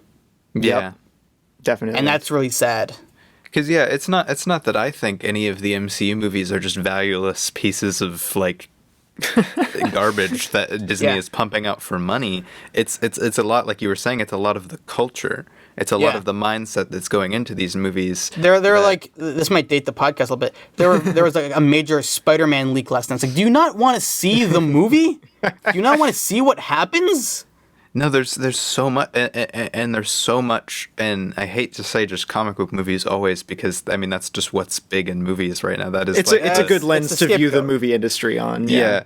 But like the comic book movie thing going on right now, like everybody is so obsessed before the movie ever comes out, like picking apart every detail. This, and then the movie and then a comes week out, after the movie's they're like, out. yes, and then they forget about it. And then that's it. Yeah. Yeah. And it's that like, doesn't always happen. There are, of course, everybody has personal experiences with movies. People can love a Marvel movie that people came out talked for all about of The their Last life. Jedi for a very long time afterwards. And that's a Yes, good they thing, did. as annoying as it was, that was a testament to the movie being interesting. Exactly. It's an Yeah. interesting Also, movie, for the even if it's record, not great. Last Jedi, best Star Wars movie. Continue. Okay, but Empire, Yossi. Empire's still there. Empire is amazing. Very good movie. For the record, The Last Jedi is the best Star Wars movie. That's the official stance, the official political opinion of the recently logged podcast starring Rob and Micah. Yossi Sloane is not affiliated. He is merely a guest. All opinions are owned in perpetuity by Rob and Micah, even though they're mine.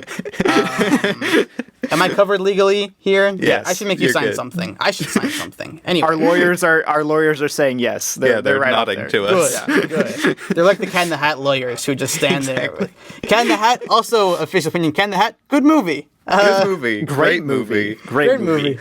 I love that movie so much. Bo Welch is a Unironically, though, genius. good movie. It is. It's great. Yeah. Bo Welch. I wish Bo Welch had directed more stuff. I love his production design work that he did with Tim Burton. That's most of what I've seen of his stuff. He did the series of Unfortunate Events on Netflix. Yeah. Of course he did. Of course he did. Yeah. That was his big return to directing after Cat in the Hat scared him off from it forever. That movie is shot by Emmanuel Lubezki and I believe is written by Seinfeld writers. Yeah. Oh my gosh. That's crazy. Man, I love Bo Welch See, so much. I knew Bo Welch did production for a series of Unfortunate Events. I didn't know that he directed. I had That's no awesome. idea he was attached to that at all. But then again, I wasn't really that familiar with Bo Welch back when we watched it for the first time. Barry Sonnenfeld was on it too? Yeah, Barry Wow. Sonnenfeld. I should I read love his his book. stuff. Yeah. Oh, there was a great Barry Sonnenfeld story. There was a tweet someone made where I think this woman, she was an extra on one of the Addams Family movies. So her and her mom go to set and they see Barry Sonnenfeld sitting in the director's chair doing nothing. Everyone is working hard, picking things up, and he's just sitting there doing nothing. And his mom, or the person's mom, is so confused, and she goes up to Barry Sonnenfeld and is like, "Excuse me, are you the director?" And he goes, "Scary, isn't it?" Yeah. Yeah. It's so good. Ooh. Yeah, no, I can't. I've been trying to get Micah to watch the Addams Family movies with me, just because of how much I love like Men in Black and stuff like that. Also, great cinematographer too. He shot like the early Coen Brothers movies. Yeah, yeah. No, he It's rocks insane. it, man. Yeah, it's like Blood Simple is, in my opinion, like one of the best looking movies. I cannot wait to maybe watch ever. Blood Simple. I keep like glancing at it whenever the Criterion sale comes around. Yeah, Blood Simple is maybe a perfect movie. Who knows? Who knows? But yeah, just for time's sake, since I know you were going, do we have anything else we want to add? To mention about the Princess Bride itself? I feel like things are winding down. Once again, let's take a small break, charge my phone a little bit, and then we'll be right back after this message from Mattresses Are Us. Mattresses Are Us. We have them. You need them. Take a nap. Take a sleep. Not in our store, though. We've had lots of issues with that. And we've seen this ad where we're not affiliated with this. Someone is like throwing eggs onto a mattress and they don't break. Someone tried that. They broke. Very bad idea. Like no eggs in the store. We got a strict policy. We also sell antidepressant pills, and we have balloons that cure cancer. Okay. Oh, use the special code recently logged to get 3% off any sticker that we sell. We sell stickers too. If you want your face written or like drawn into the mattress, we have a guy who does that. He's not on our payroll. He will do that. We've asked him to leave, but we've given up at this point. He just stays and he does it. Mattresses Are Us. We are located inside the mall. Yes, that mall, not the other one. Of course. I know the mall very well. Yeah, I was about to say, we all know the mall, of course. We all know the mall. Oh, and we know that there's an Auntie Anne's like right across the hall. If you're getting one, your fingers are all buttery and salty and gross. Do not come into the store. We're sorry. We hate to alienate customers. Yuck. Don't do it. Keep your pretzels at home, you weirdo. Keep your pretzels at home where they belong. How could you be so vulgar as to eat pretzels in public? Gosh. What does this country come to? Anyway, buy your mattresses, please. Oh, and if you need money laundered, we do that too. Grandpa, that can't be how the podcast ends with an ad read. I'm sorry, that's how podcasts end now. There's just so much money in podcasting, and no podcast ads are ever scams or anything. So it's a sustainable business model. But that's how it's gonna end for now. But Grandpa, what about the wrap up of the discussion? Oh, right. I forgot about that. Sure, there's another 2 hours to the podcast. Let's fine. Well, we'll do it. Thanks, Grandpa. I like it. All right. What were we talking about right before? I should have checked. We were talking about we were trying to wrap things up in case my phone died. Yeah. We used to do the segment closing thoughts. I think we'll do something kind of similar to that, just to kind of give like a holistic sort of view of how we feel about it. To a end holistic it off. view of the movie. Yeah. Sure. Of course, a complicated piece of art. Just sum it up. A nice bow. Yeah. All right. Do we want to go reverse order of how we started? Sure. I don't care. Sure. Who went after you? I guess I did, and then you went last, so Robbie would kick us off. Yeah, sure. Start it off, Robbie. I think on the whole, The Princess Bride has had such a great cultural impact because not only is it well written, it has a lot of heart and depth to it that isn't there for a lot of movies nowadays, as we've covered previously on the podcast. But I think it just is a beautiful example of good storytelling with a talented cast and a really fun kind of cozy tone to it. Yeah. And I think that's why it's stuck around as long as it has. But what about you, Micah? Yeah, I kind of love this movie, even though I don't think it's perfect. I mean, obviously, like we said, no movie is perfect, quote unquote. But like it's such a fun movie, and it's so well crafted to the point that you don't even think about it, and yet there's so much depth there that you can think about. And I think it's a really, like, as stupid and pretentious as this may sound, I think it's a really beautiful movie for what it is, and the story it's telling, and it means a lot to multiple generations at this point. And I can't wait for that to continue because it's just that good of a movie. Right. Yeah, no, I was thinking something similar. What I was thinking about is that, like, Billy Crystal, he's just, like, so funny. Like, he comes in and he's got all that makeup on and he's giving his whole bit and he's like, he's mostly dead, but he's a part alive. Yeah. And I think that really sums up the movie. Mostly dead means you're a little alive. Exactly. If it's chocolate coated, it goes down easy. Right? And this movie, it's chocolate coated.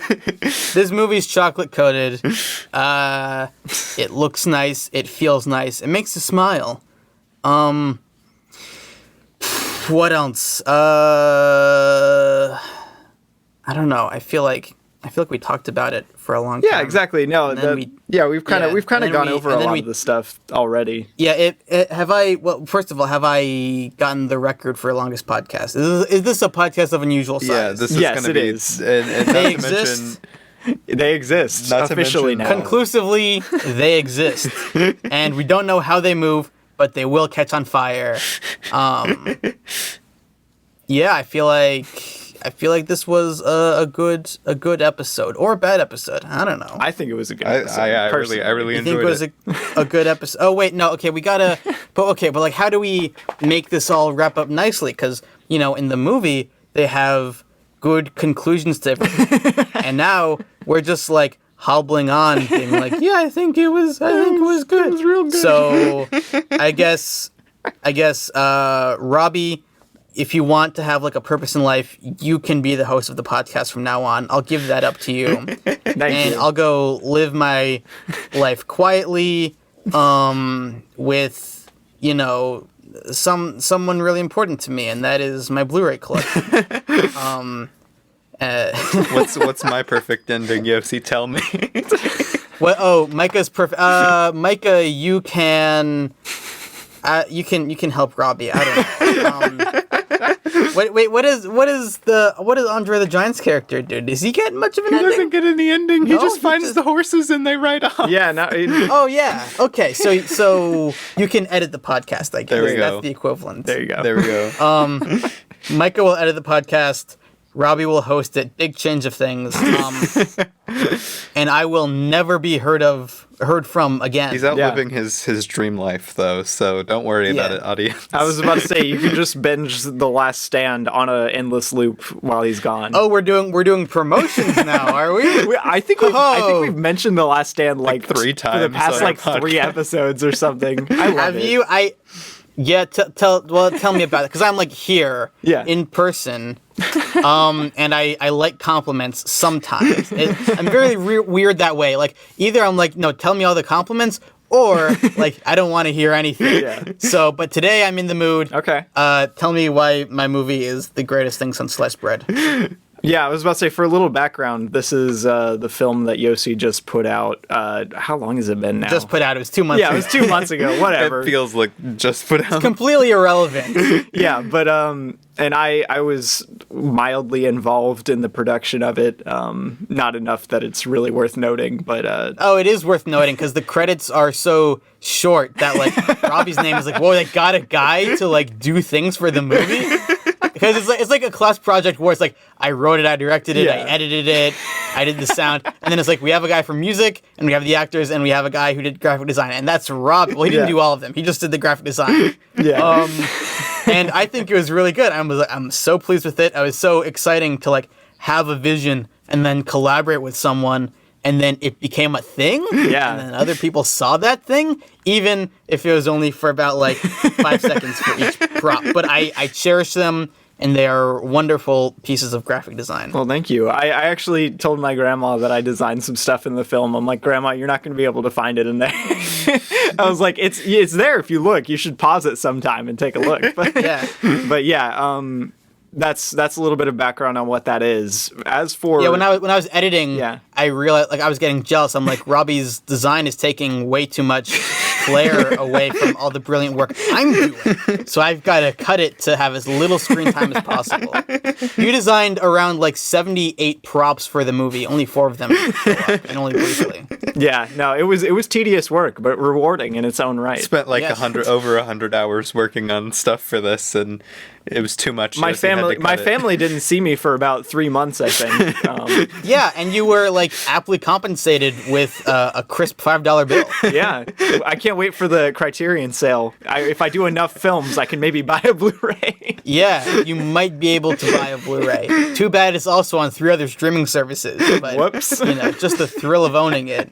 Exactly. But yeah, no, I really I got to see some of the behind the scenes stuff from it just from mooching That's off of also Robbie. what I'm interested in, actually, your perspective, Mike, because we haven't talked about it a lot. Yeah. I'm curious, from what you saw being behind the scenes of someone slightly involved, what's your perspective on the whole thing? So I really liked the short film a lot. Thank you.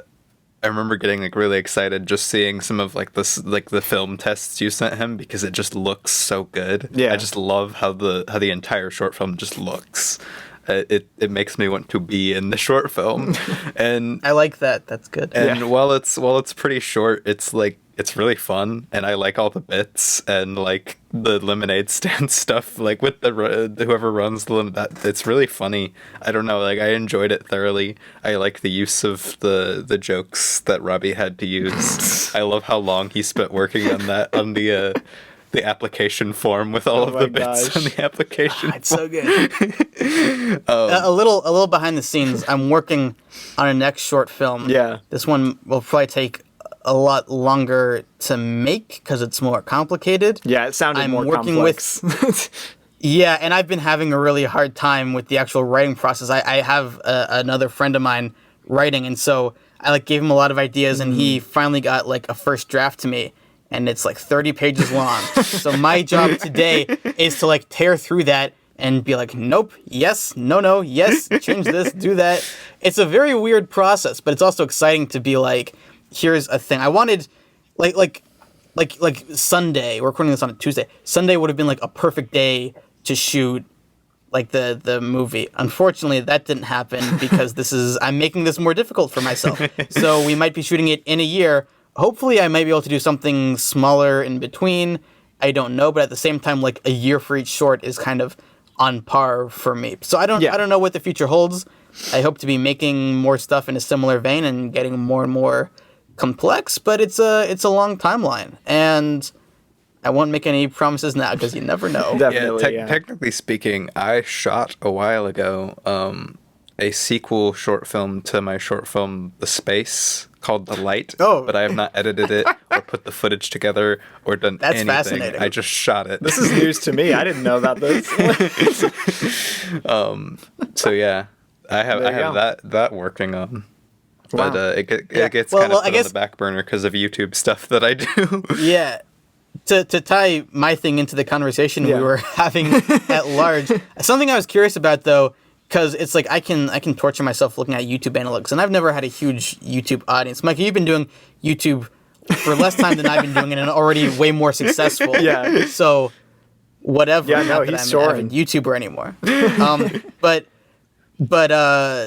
it's obviously most of the views came within the first couple weeks. Yeah. And now it's every 1 or 2 weeks I might get one view. Oh well. Yeah.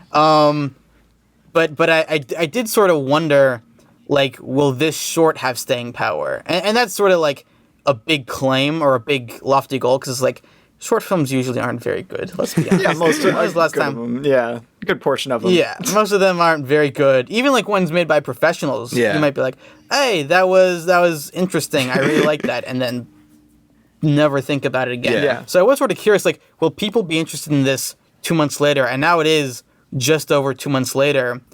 And I guess some people are still interested. I mean, in it, I still really enjoy it. I was about to say, I will probably never forget the scene by the water right after the gloves come on. I love that scene so much. Even if I kind of forget that the short film exists, I'll be if I think of scenes set even by water or in a city or something like that, I'll usually think of that.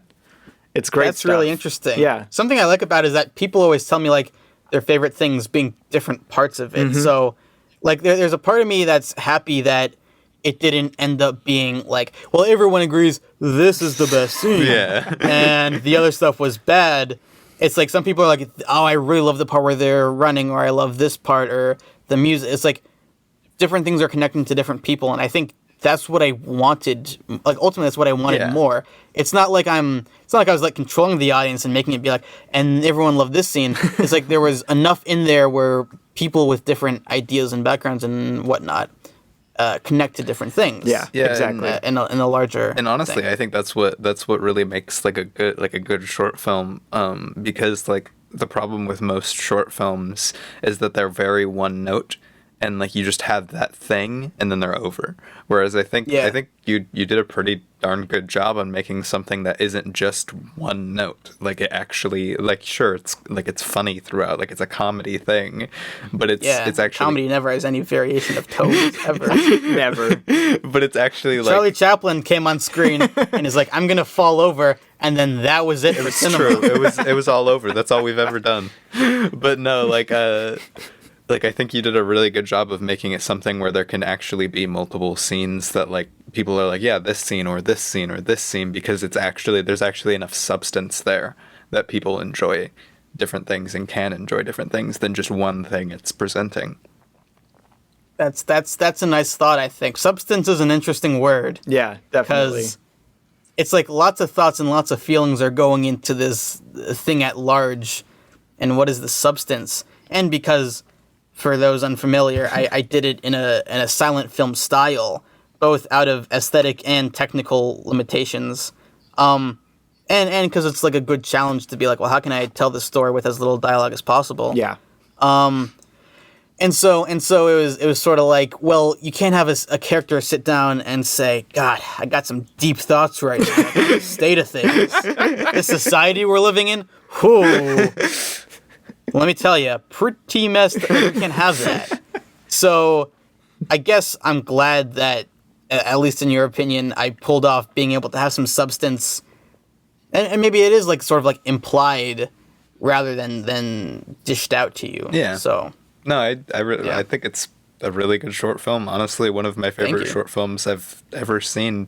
But yeah, I mean that's not really saying much considering most of them aren't good. But I mean like I appreciate the sentiment. Yeah. Like I'm really happy you liked it. But at the same time, like I'll be on YouTube and I'll be like, let me try to get inspired, and I'll watch like short films made by people like around our age or like other people who shot them on a Bolex. And I'm like, what is it that you're trying to, like, no offense, make movies, have fun, that's great. But at the same time, I was like, what are you trying to do here? yeah, like my short films, like only one of them that I've ever made, I was trying to actively do something besides have fun with it, and I really enjoy it personally. Like, I mean, even then, like, I enjoy the shorts you do. They're fun and like a change of pace. But, you know, at the same time, I feel like I'm very dangerously close to like getting very like gatekeepy and like, full of myself. You're not even gonna deny it. Yeah, I am.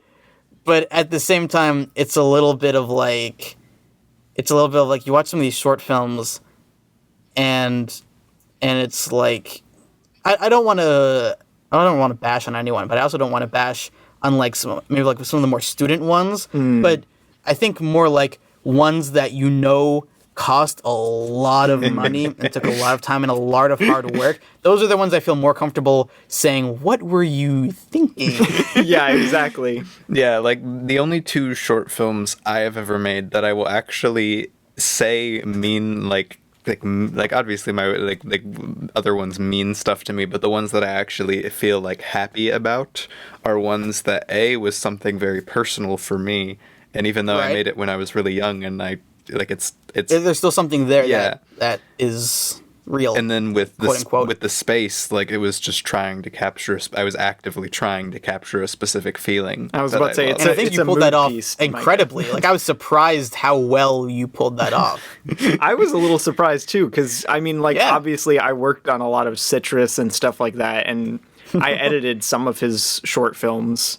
And The Space is, I think, by far the best one he's done so far. I think it's really funny too, because like all of the people that I know who like, because most people I talk to aren't like super like, let me watch short films or something. The ones they always like the most of are like Citrus and Lizzie's Treats, the ones that I pretty much did as like just have some fun experimenting with like just filming anything. And that's really the way to get started. If there are any young kids at home listening in being like, Yossi, how do I get started in film? Make the stupid stuff that I would criticize in a public forum. Exactly. Because like my YouTube channel, I'm going to regret this. You can go up, and I haven't deleted or unlisted any of my old videos. So there are videos of me from like age 13 that go on way too long. I don't know what I'm doing. And I had to make so many of those to get a slight semblance of understanding what I'm doing to make the slightly less embarrassing short films I'm making now. Yeah. And even that is a stretch. Like I'm aggrandizing it way more than I should be. But it's like, you have to make the stuff. No, yeah, like I mean, and even if a pretentious person on a podcast is like, what were you thinking? Don't listen to him.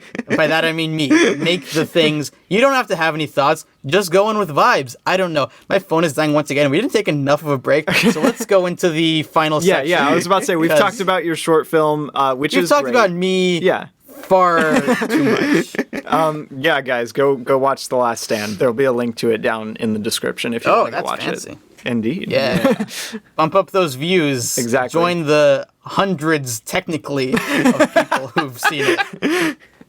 And hey, while you're at it, you can also check out my YouTube channel, M. Gray Films. Oh yeah, do that too. It's also down in the description. It's also down in the description. But it has been for the entire season. Yeah. Like, you have I'm nothing special. You're nothing new. Get out of here. Yeah, let's get into let's get into it. the things.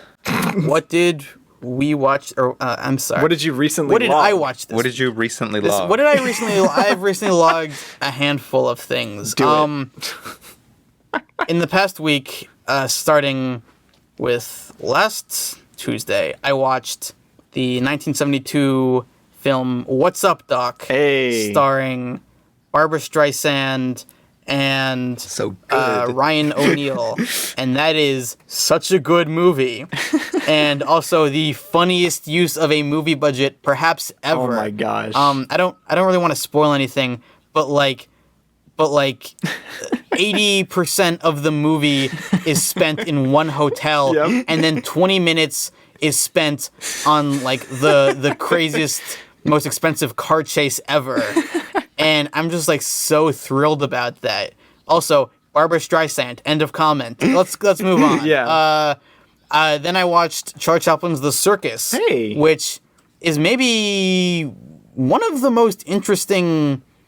Has some of the most interesting filmmaking in a Charlie Chaplin movie. There are like camera angles that are more interesting, and there's a tone and like a manic nature. I mean, like, I love Charlie Chaplin. But this one specifically, more than all the other ones, felt like, oh wow, they're really going for it. It was interesting because that was the first Charlie Chaplin film me and Micah ever watched. Yeah, I hadn't seen any others. It was wild. I was like, wow, what is happening right now? It's crazy. Yeah. I had a really long discussion with my grandma yesterday about like movie attendance, and she was like, people weren't seeing a lot of like Charlie Chaplin, about like people. I'm like, and then I pulled up a statistic that was like the peak attendance of movie theaters was in the 1930s. It was like 65% of the country went to the theaters every week in the 1930s, and it's been on a downhill trend ever since. Now it's like maybe 10%. I don't know. Yeah. After that, I watched Harold Lloyd's Safety Last. Yeah. A movie infamous for the part in Hugo where they're watching it and then they got kicked out. Spoilers for Hugo. Go watch Hugo. Anyway. Oh, but then it's like reference to Hugo is so my good. least favorite Martin Scorsese movie. I keep trying to rewatch it. It's my favorite Scorsese movie. But Micah doesn't it's watch my it least with me. favorite. Micah, you need to get some taste is what you need. I did not connect. Hold on. How many punch slaps are we in for now? There's Lego Movie 2001 and Hugo. I'm sure there are others, but I wouldn't want to leave this podcast with, like in the intensive care unit. Exactly. So Safety Last, that's another real interesting movie because it's one I like knew of but hadn't seen, and it's also funny how much of the like titular unsafeness was part of the plot. Yeah. like kind of spoilers, but the movie is basically like this poor guy goes into the city and he doesn't have enough money, so it spends a while being like, oh, he doesn't have enough money. Oh, but he's got a girlfriend and they're gonna get married, and she thinks he's made it, but he hasn't. Anyway, so his boss, he works at like a department store, and his boss wants more customers, and so it's like, how do we attract customers? And he has an idea: if someone climbs the side of the building, like free, like free solo style, and then he'll give him like $1,000, which is a lot of money back then.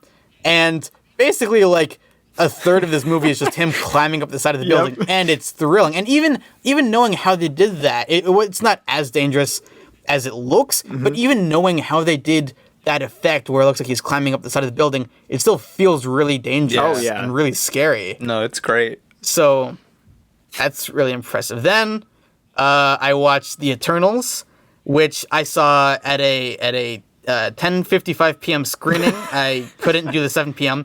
So and there was a lot of like bad publicity for it. People are saying Eternals real bad and real boring, and I'm like, okay, at this point, all I want is to not fall asleep in the theater. Because the movie's gonna get out like 1:30 in the morning.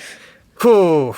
And I was, I guess, pleasantly surprised. I've already said on the podcast, it's like middle of the road. I think it's one of the more interesting Marvel movies, and it's one of the ones where I want to rewatch it. I feel like I'm going to get something more. And I'm also pleasantly surprised that not everyone hates it. It's more divisive than, whatever. So there's room to talk about it. And also, my theater at 1:30 in the morning erupted during the mid-credit scene. We are talking like, whew. And it's like, the theater was maybe like a third full. And people were, like, enjoying it enough. Yeah. So this wasn't, like, Endgame. But still, when that happened, it seemed like everyone freaked out. Then I watched Ernst Lubitsch's Heaven Can Wait, which has a wonderful portrayal of hell. Can I say that on the podcast? Yes. Anyway, it's a place. I didn't know if you'd be offended by that. But it's a place in the movie, so I don't consider that blasphemy. No, it's not. I wouldn't consider it either. It has my favorite, maybe on-screen showing of the negative afterlife. But also, it's just like a weird, nice movie. If you've never seen an Ernst Lubitsch movie before, he was like the great inspirer for Billy Wilder, who was the great inspirer for lots of people. Like, he's sort of everywhere. So this is almost like the I don't know if it's a birthplace, but it's sort of like the birthplace of a lot of great writing and directing in movie history. And Heaven Can Wait is a gorgeous Technicolor life drama. Interesting. I guess you could call it. Yeah. It's about a really interesting character, and also just a movie you don't really see anymore. It came out during World War II, and it almost feels sort of like frivolous because it's not like pro-war. It doesn't really talk about the war. It's just kind of about like this guy's life, and it has like just nice things about like family and whatever. It's not his funniest movie. I don't think that's what it's trying to be. If you want like one of the funniest movies ever, may I recommend To Be or Not to Be? I was gonna mention that because that's the one Ernest Lubitsch film I've actually seen, and I love it. Yeah, it's Ernst, not Ernest. It's Ernst Lubitsch. Oh, my bad, my mistake. It's fine. I am not as educated as name. you. Yeah, no.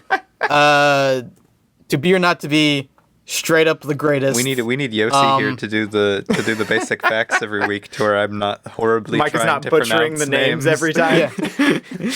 Clooney Brown, also some of the hardest I've laughed. There's one line in reference to a painting, which is maybe the hardest I've laughed in months. Nice. That's always good.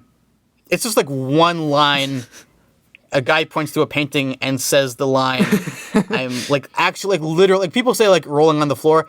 Actually, physically, I fell off the couch and was, okay. Nice. Heaven Can Wait. Really, really good. I like it. Then I watched Pick Up on South Street, which is a noir movie, and I was expecting it to be okay, and it was actually also really, really good. It came out in 1953. So this is when things are like lightening up a little bit in terms of censorship. Yeah. But it was really interesting to see like a movie, like a noir older movie with crime portrayed the way it is. Also, like there's a lot. I don't know if I'd call it like innuendo, maybe, but like there's like one of the opening scenes that takes place on a subway, and a guy pickpockets a woman's purse, and something about it, she's like, oh my god, in public. Oof. But it's like just really effective filmmaking. Yeah. And there are a couple of scenes in it like that where things are done and shot and edited and acted and all the filmmaking stuff in a way that it's just like really powerful, and you feel it and you're like surprised by it. And some of it's like there's a character death. It's not on screen, but it's like way more effective than if it was on screen.